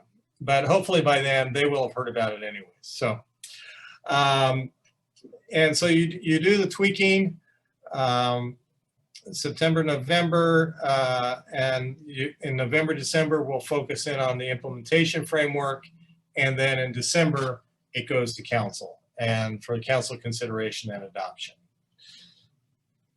And then after that, in 2022, you begin your journey toward that vision. I always like this picture. So what's your role in this? Well, we've talked about your role already a little bit, but to be more specific, your role is to develop the recommended Medford Vision and Action Plan based on community input, is to represent your interests effectively and constructively in the task force discussions. It's to be a champion for the Medford 2040 process with the community, and to assist in the public engagement through your networks and participating in the Speakers Bureau. Now, we haven't brought that up yet, but we are forming a Speakers Bureau. Used to be that when we did a Speakers Bureau, we'd send you out in person to various civic organizations to go give presentations. This, of course, will most likely be virtual. And Seth and his team are going to do some coaching around that and help you to build a presentation. And then also to help facilitate the recruitment or the commitment of the action plan lead partners. And that's what I was talking about earlier on, going out and recruiting those organizations to help agree to take the lead on the various actions. And of course, to have fun. So that was a little shorter than the last presentation, and I'll be giving more detail on each of these as we kind of hit them in the process. But what questions do you have for me now on that?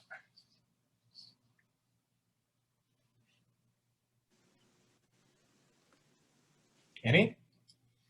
Yeah, I got to get everybody's picture up here. I don't see any hands.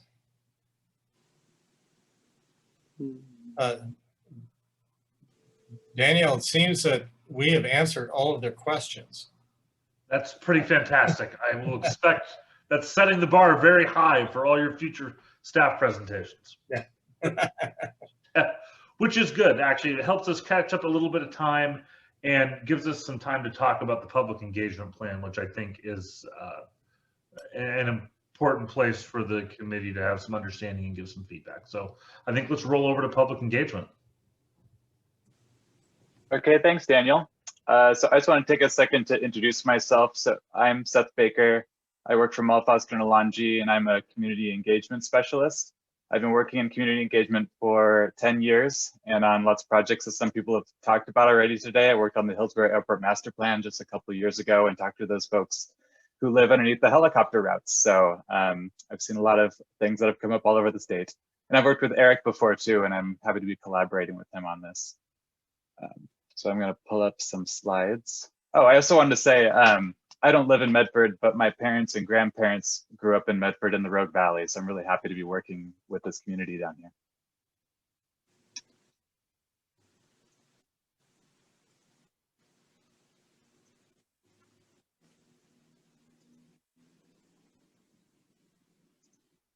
Here we go.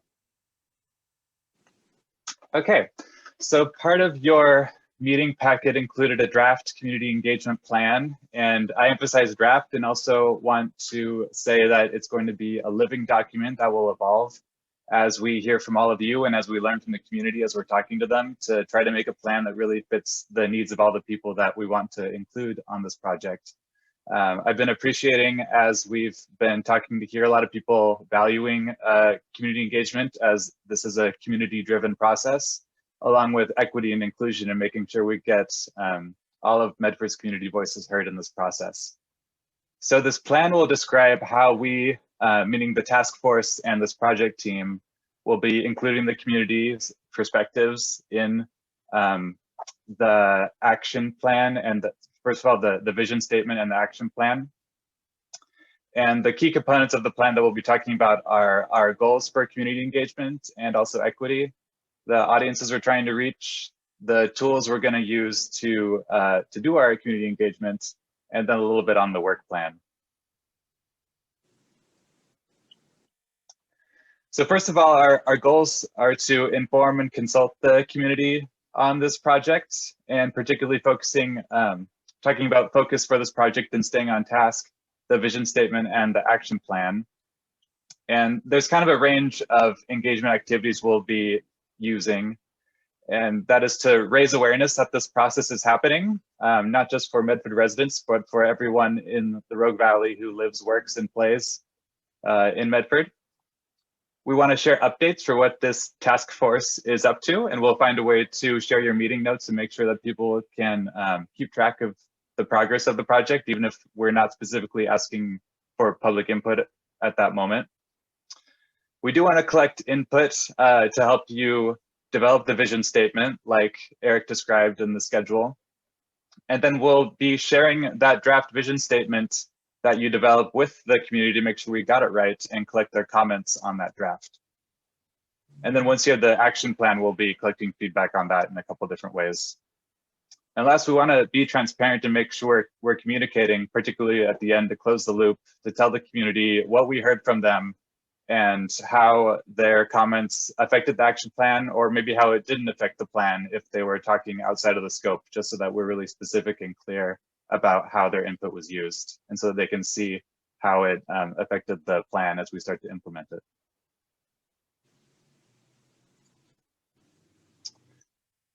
And in equity, we want to make sure that the demographics of the participants that we're talking to reflects the demographics of the Medford community. And that will be kind of hard to do. No, we're talking about the challenges of figuring out what is the Medford community, how do you draw a line around it. But we do have some good data to work with to help see if we're on the right track. We have the community profile that you all should have received, and I did use that to help inform the creation of this plan. And we have other demographic info. We can use Jackson County and other regional data to kind of see, are we somewhere between the numbers for Medford as a city or as from the larger perspective. We want to take this opportunity to grow our relationships with community groups and leaders who serve particularly people of color and low-income households in this community, because they are the trusted messengers that the city can cooperate with to reach those audiences. And just getting back to the geographic equity, we want to make sure we include the perspectives of community members who do not reside in Medford. So those are the three main equity goals that we're working towards. So our audiences are the people who are going to be affected by this decision or who have an interest in it. And at the top, I put our communities of color, and I've listed them as they are listed in the community profile, particularly to make sure we can check those data points back and forth. But I would love to make this list more specific to make sure that we're addressing whatever barriers that each particular community might have to participating in this process. Part of that is language, and we know there's a significant Spanish-speaking population in Medford, and so we're planning to translate materials and work with different community groups that serve Spanish-speaking populations to make sure we hear their perspective. We've also already been hearing, just looking at the initial results of the satisfaction survey, that houselessness and homelessness is an issue that everyone's talking about and that they think that needs to be addressed in Medford. And we want to try to find a way to talk to houseless communities, or at least maybe the folks who serve them and can speak to their interests, to make sure that they're included in this vision for what they want the community to look like if they are part of the topic we're talking about. And then also I want to call out low-income households, because low-income folks have less time and fewer resources typically to get involved in a process like this. So we want to find ways to make it easy for them. And on the other side, we've got some institutions that the city should have a lot of ties to already, cooperating agencies, those nebulous organizations we were talking about that aren't the city but work with the city to help the city keep running. The educational institutions, large employers for our economy, those people who commute to Medford but don't live in Medford, and particularly youth, because this is a long range plan and they're going to be inheriting the work that we do here today. So if we can find some creative ways to include their perspectives that bring a lot of value to it for them in the long run. And then also seniors, if only because, you know, they are our elders and they've got a lot of experience here, but they don't always, particularly in the pandemic when things are virtual, we want to make sure we find ways that are easy for them to engage in this process. Those are the primary audiences we're focusing on at this time. And as far as the tools we're going to be using, the city already has a number of communication tools to share information that we'll be making use of through email and social media. We're going to be developing a project website specific to this project that we'll share with you and use to host the information that happens on this task force, and also ways to collect comments from the community. But I also really want to emphasize partner channels, because we want to find those trusted partners for the communities that we want to make sure we hear from, who might be hard to reach. And some of them, those people might be here on this task force. So we'll be working with you to see if we can get your help to share information with the communities. Our tools that collect input. Eric already mentioned the stakeholder interviews that he's been doing to help develop the this process and the draft vision statement. We'll be making use of community surveys, online surveys, or written surveys if online isn't accessible, to collect a range of feedback. We'll be working on doing briefings with community groups, and we're talking about making a phone line accessible for people to talk specifically about this process. We also want to think about how we can try to bring people together, even with COVID guidelines, to help people air their different ideas and interact with each other and create some kind of synthesis of feedback that the task force can use. If COVID regulations allow, we'd like to attend some community events. We can have an info booth at something like the Rogue Market, or other areas where people are just on their own business and don't have to come to a different event like a public meeting to share their input. Eric talked about the Speakers Bureau that will be working with you to set up meetings with people, community groups. And towards the end of the process for the action plan, we're planning a virtual community workshop to help people get some more detailed opportunities to provide detailed input on the action plan.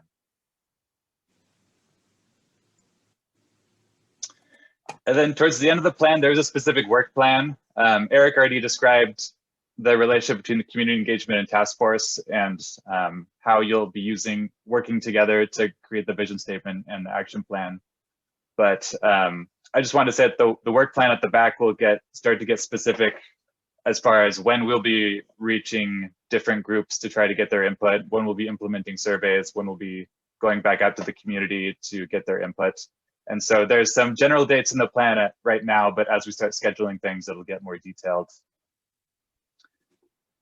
And so that's the overview of the plan. I would really love to get your help to add some blanks that are still on the plan, particularly community groups that we can reach out to get input. And some of you have already been doing that.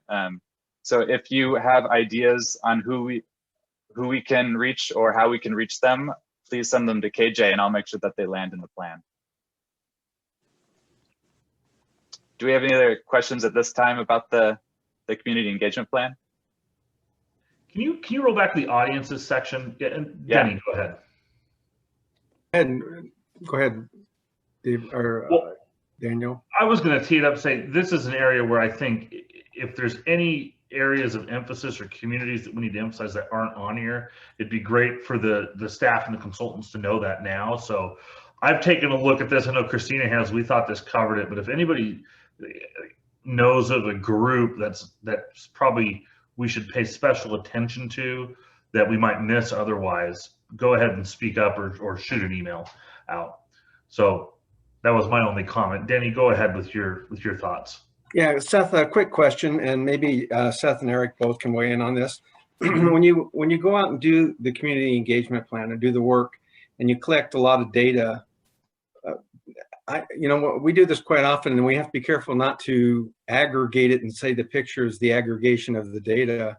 It's the synthesis of the data that you've collected and a sense of where things are and where they're going. How do you plan to do that process-wise? Am I understanding in trying to say how we actually use the comments? Yeah, it's not so much the list of comments. We all read them and we say, okay, we've got to take care of that. It's what do they all kind of in a synthesis mode? Can't even say the word. Amount to? How do they help drive? How do we take what we get and make it a usable information point versus just a data point? Yeah, so typically what we do is we look through all the comments and we do that synthesis for you, and we create a comment summary.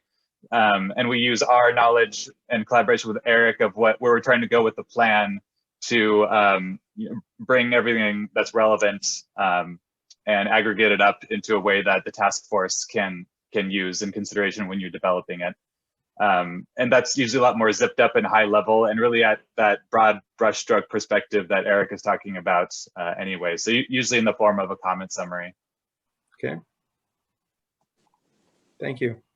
Yeah, thank you. This is Jerry. One other group I think we're missing on there, one other audience. I see large employers. I see people who commute to Medford. But I think one of the audiences that we're missing here are the several hundred employers that we have in the area, if not thousands of employers we have in the area that are very, very small, that are 1 to 4 person type agencies, and they're commuting away from the area to do business or working from home. And I think that's going to continue to be a trend in our area as people are looking to leave California and looking to work more from home. And I just think it's another audience that we don't want to leave out. And how do we make this commute? What do they want to see in this community that they may be lacking in theirs? Obviously, internet speeds, things like that they're going to be looking at to be able to work from home and travels. And of course, flights from the airport, where are we going, things like that. So those are the things that they're going to be looking at. And I'd hate to disregard that audience. Thanks for saying that. I think I did have, and I could be wrong, I'm pretty sure I had small businesses generally in the plan and it didn't land on my slide. So I'm glad you called it out. But I had not thought about the specificity of people working from home and those particular needs, especially since the pandemic has changed the way we all work now and things are probably going to stay different for a while. So I'll work that in. Jerry, that's a really good point. We're now recruiting people Colorado, Wyoming, California, and they're living there, but they're telecommuting, or not telecommuting, but we're working remote. And they're part of our community, but they don't live here. Mm-hmm. So that remote worker concept, or how do we make Medford attractive to folks that work remotely, is an interesting construct. Mayor Sparacino.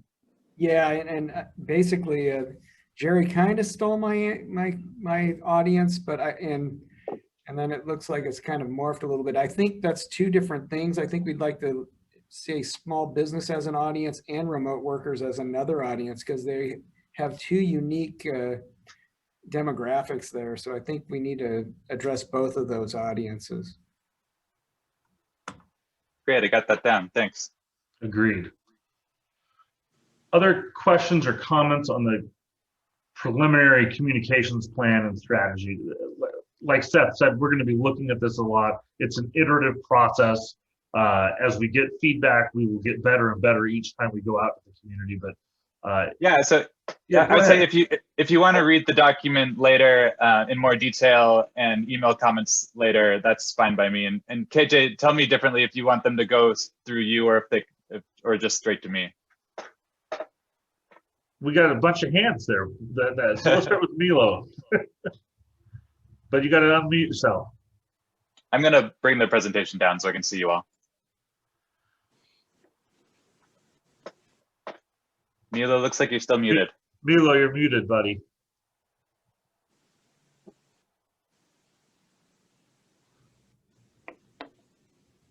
You'll get there. Thank you. Thank you for your patience. On the audiences group, I see Latino, Black, Asian. What about the LGBT community? Wouldn't Yeah, that be I a think group to include as well? I think that's fair to include. Sometimes we're thinking about limited resources and where our priorities are. Usually people of color intersects with the LGBT folks, at least as far as who we want to try to make sure we get to first.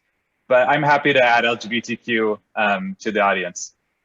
I think we should keep those things in mind. And I put it because I had a little concern, but I think we shouldn't forget that. Yeah, and if there are LGBTQ groups in Medford that we can reach out to, please let me know, that you know of.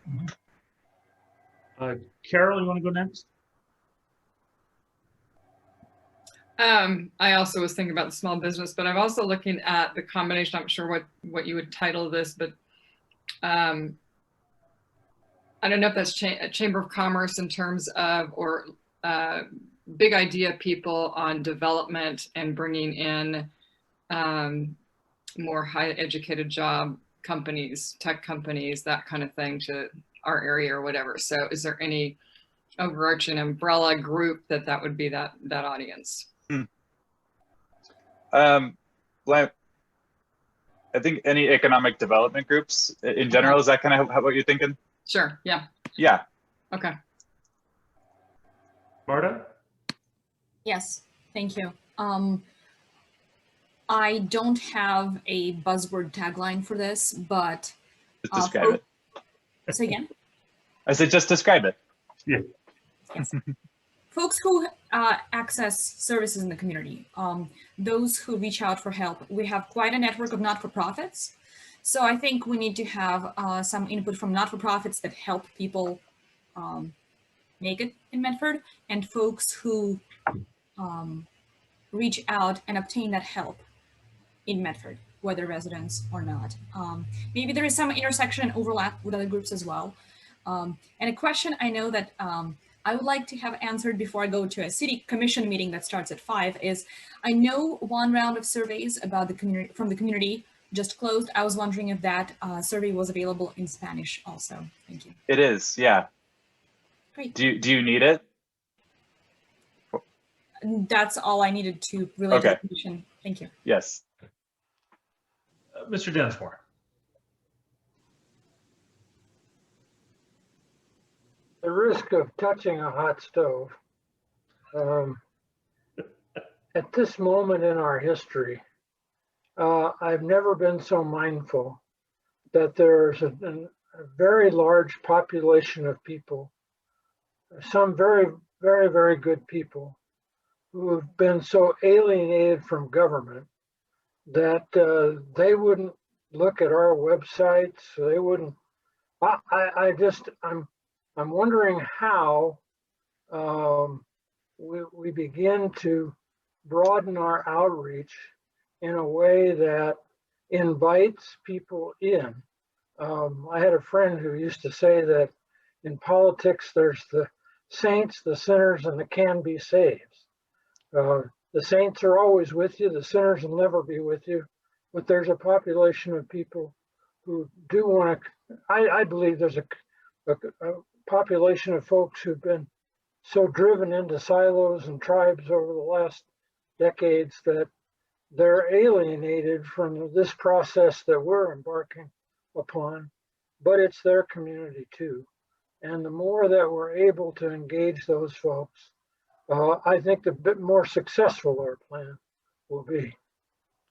I agree, and I think that's a real thing that you're describing. And the way we've found the most success in engaging those folks who, for good reason, have not developed a trusting relationship with government is to build relationship with folks who serve them.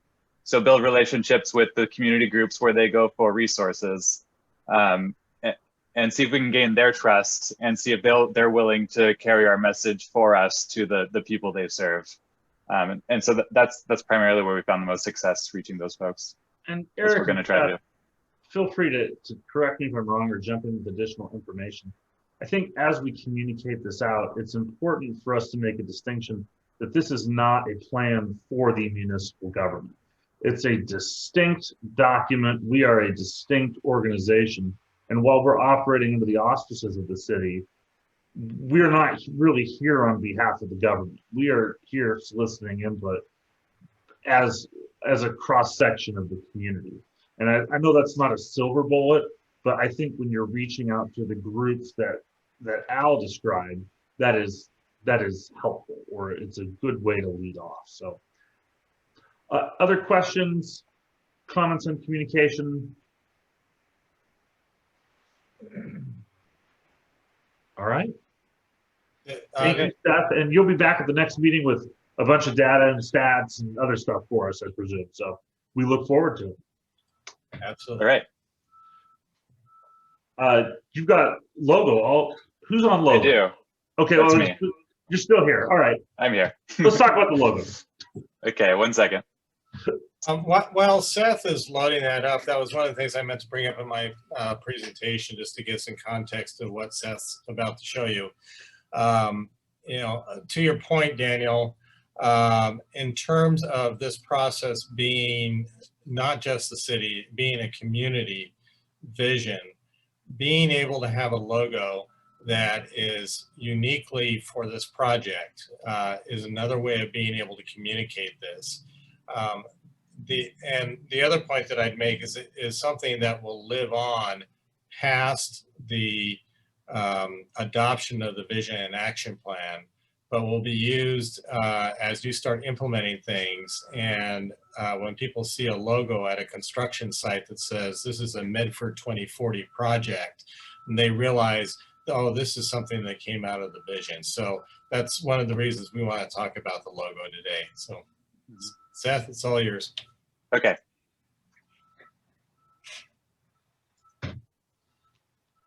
So just a few more things before we show you the two options. So we did work with your chairs and the project team, the city, to develop two logo options for you to consider. And we think we've got two options that are both good, and either of them will work for this process. But just to reiterate some of the goals that we had in mind when we were creating them, we want to make something that community members can use to easily identify materials for the vision process and build that project identity.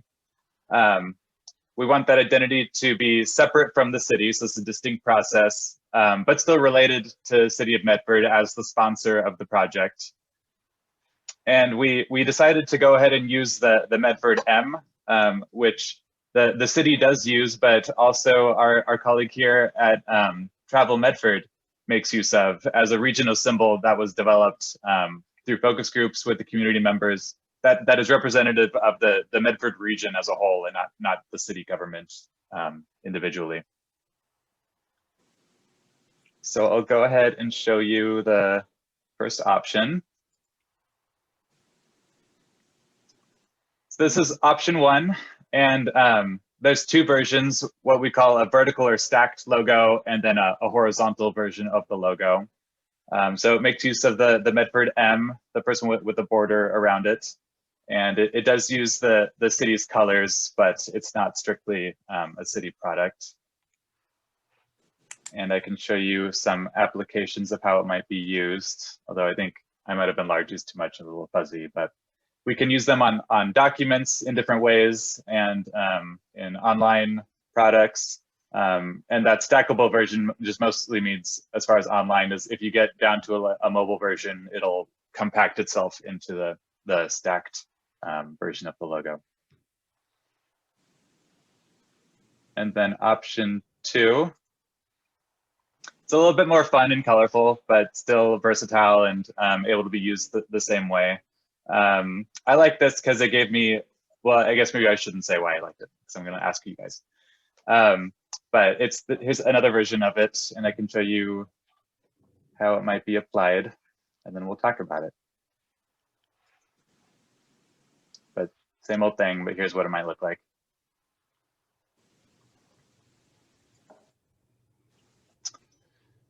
So with that, I just mostly want to open a discussion and see if anyone wants to volunteer and say which logo they like better and why, and let that kind of lead us, see if we can make a clear decision on which logo to use, and and go from there.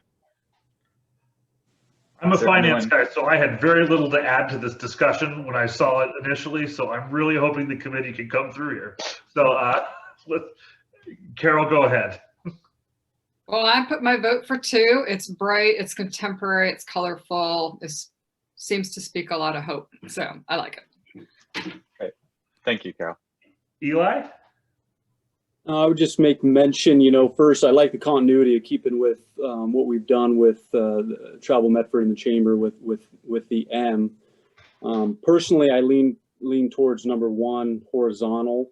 But my question is, I don't know how much input for modification. When I think a logo for this group, I think of something that represents, action or fluidity. And number 2, I like that, but what it made me think of, almost you could do it almost like a gear, to where it looks like a engine gear. We're moving, whether it's arrows or water, we're fluid, we're going. It's not stagnant, right? This is a group that we're going to be moving. So, number 2, kind of geared. It might be a little corny, but almost like that. But you make it look like a gear of a motor.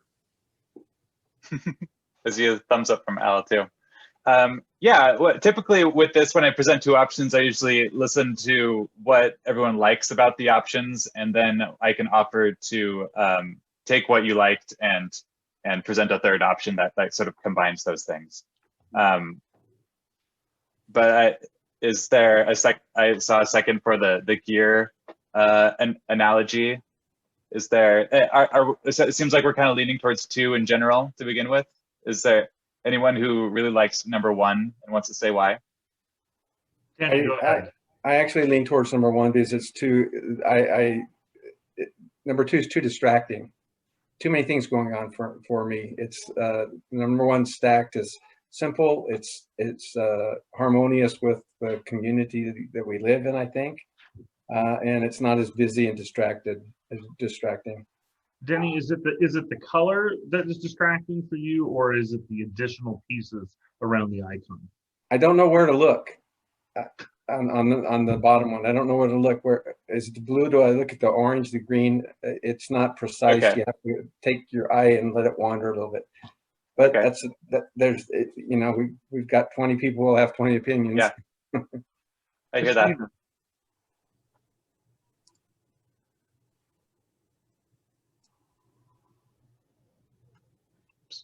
Excuse me. This is Bill. I like number 1 also. I like the clarity of it. I like that it really focuses you in on the logo, which almost looks like a check mark to me, which again is kind of, to me, representative of what we're trying to do. We're trying to get a project done. We're going to put a check mark next to it. So I like 1. Uno. Christina? Typically, I would gravitate towards number 1, but given the fact that we're really trying to make sure that we are including a variety of mindsets, a variety of community members, I feel like number 2 is a little bit more approachable. It reminds me of my own Hispanic heritage because it's very colorful. It also reminds me of kind of like a table with a lot of different mindsets sitting at it. So although it's busier than what I would typically gravitate towards, I think number 2 is a little bit more indicative of what we're aiming for from a community perspective.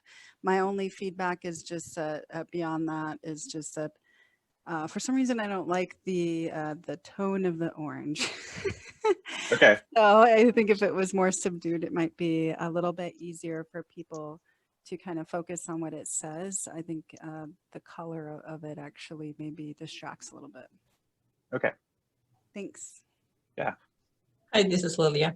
And I agree with Christina. I like the fact that it has colors. And I like your idea about people sitting at a table with different minds, different ideas. I like the vertical instead of the horizontal. I actually would make the orange brighter, to be honest with you, because we are extremely colorful people, to say the least. Yeah. And Just like Christina, I like stability. I like steady. Professionally, I will choose number one because it's very firm, very concise, and like Bill said, it's a sequel. But because what we're trying to accomplish is to gather as much input from everyone in the community, I will go for the vertical number 2 with a bright orange. And to be clear, the vertical and horizontal we would use both for either option 1 or 2, just depending on what the context is. So we're going to go to Marta and then the Honorable Mayor. Thank you. Ditto to what Christina and Lilia said. One thing I do like from option 1 is that difference in the font size and kerning and width. Medford and then Community Vision, I would like to keep that difference in the fonts to emphasize Medford 2040. And then what it is with that more appropriate kerning. Thank you. So I just want to make sure I understand you liked the kerning in number 1 more because of the word Medford was bigger, or? And because Community Vision just looked neater and cleaner. I think that can take away from some of the busyness that we're picking up on, maybe. Thank you. Yeah, thank you. Mayor Sparcy. Thank you. First, that last suggestion regarding the Medford and Community Vision from number 1, now that I'm looking at it, is fantastic. I like how that kind of cleans that up. With regard to the colors around number 2, the duplicate colors, I think if you could add something different, like the 2 grays right next to each other just kind of throws me off. If there was a different color there rather than the 2 light grays, maybe a brown, something else that you could throw in there just to kind of make it a little different. I just think the 2 colors next to each other just kind of grabs my eye and kind of takes me away. If the colors were evenly dispersed, I think would look a little bit more pleasing to the eye. Okay. Thank you. Other comments? Yeah, Mr. Purdy. I'll jump in there. I like the number 1 better as well, but I think if we go with number 2, I kind of like the 2040 and the orange block kind of at the end of the whole statement as well. Okay.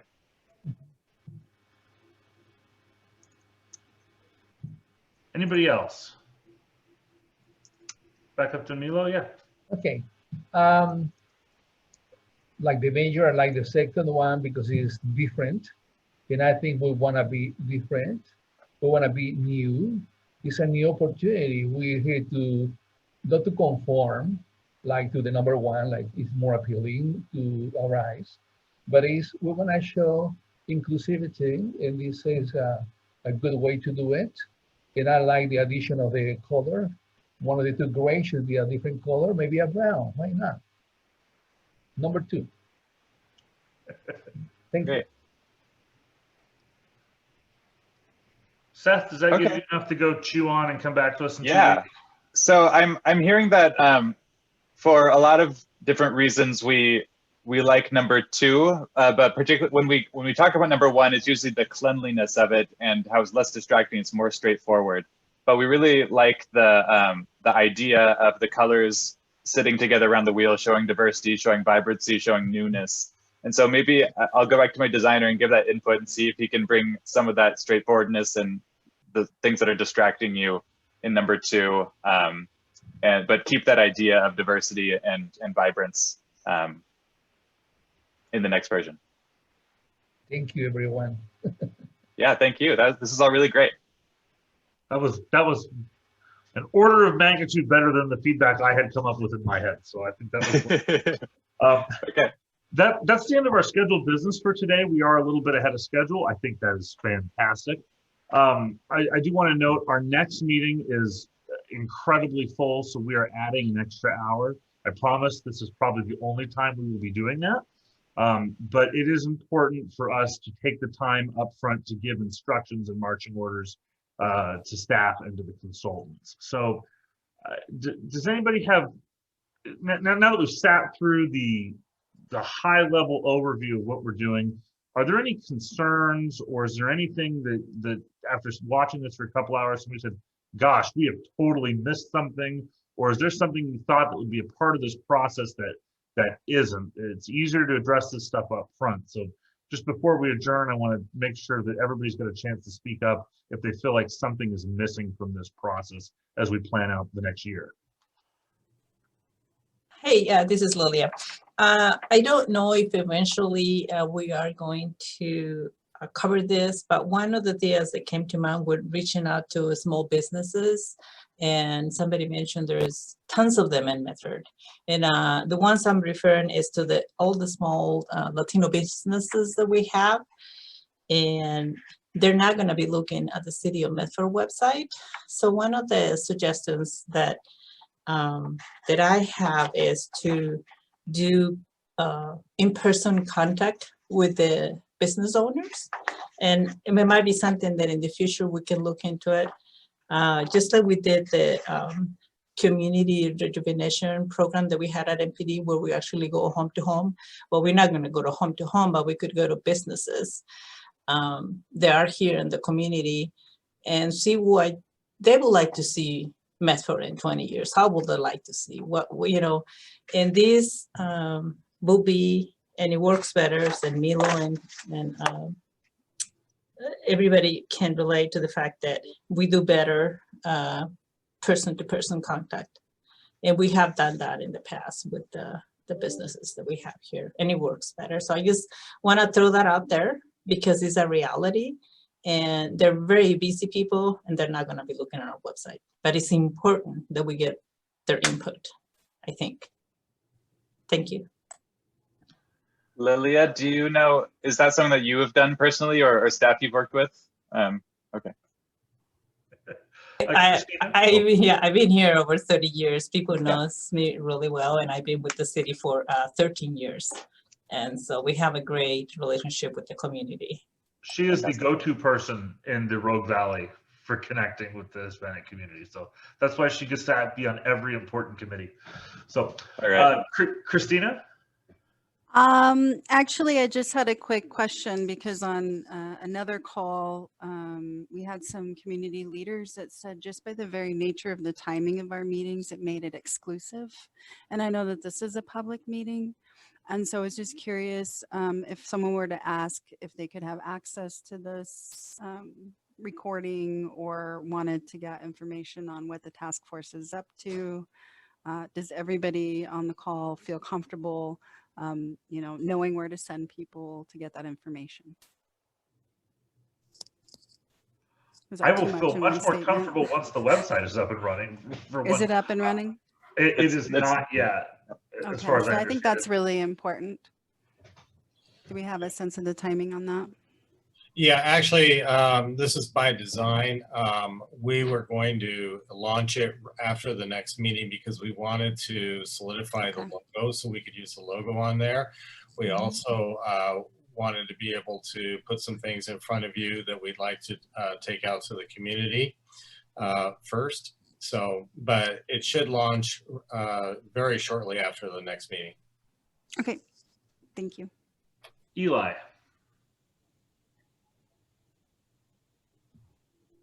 Sorry, that was up from before. Oh, all right. And that's cool. Carol? Yeah, could you back up just a sec and tell us, do you have hard data on the results of your community survey and who it went to, how you picked your audience that it went to? Again, the Hispanic community may or may not have received it, I don't know, but I would love just to hear a summary of that, please.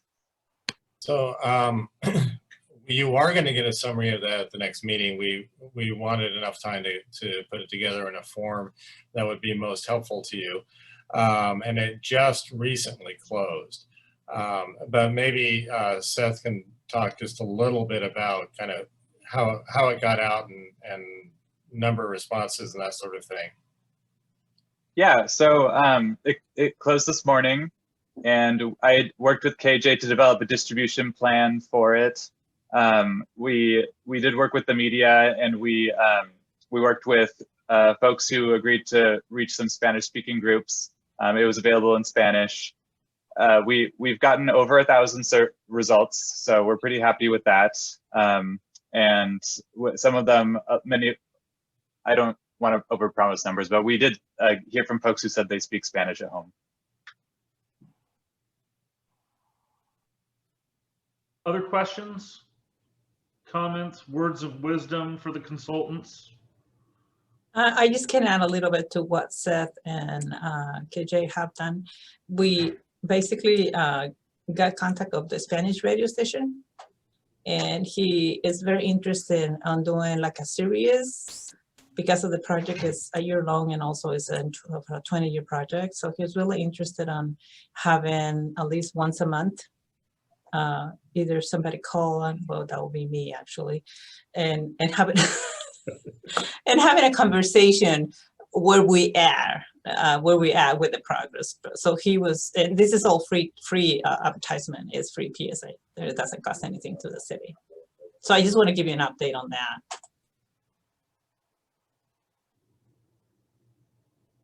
All right. I think that's it. Eric, do you have anything else before we adjourn? Yes. So we did put a poll out for the February 2nd meeting, just to gauge if we'd lose anybody by going to the extra hour.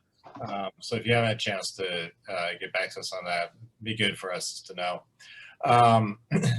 The other thing is, if you have any thoughts about ways that we can be more helpful to you in terms of doing your work, don't hesitate to contact me, and happy to work with you to make sure that this task force is able to move forward as effectively and efficiently as possible. All right. Well, thank you, everybody. Thanks, city staff. Thanks, volunteers. Thanks, consultants. We'll be back together in 2 weeks with a lot of information to chew through. So until then, stay safe, and we'll see you in 2 weeks. Bye. Bye.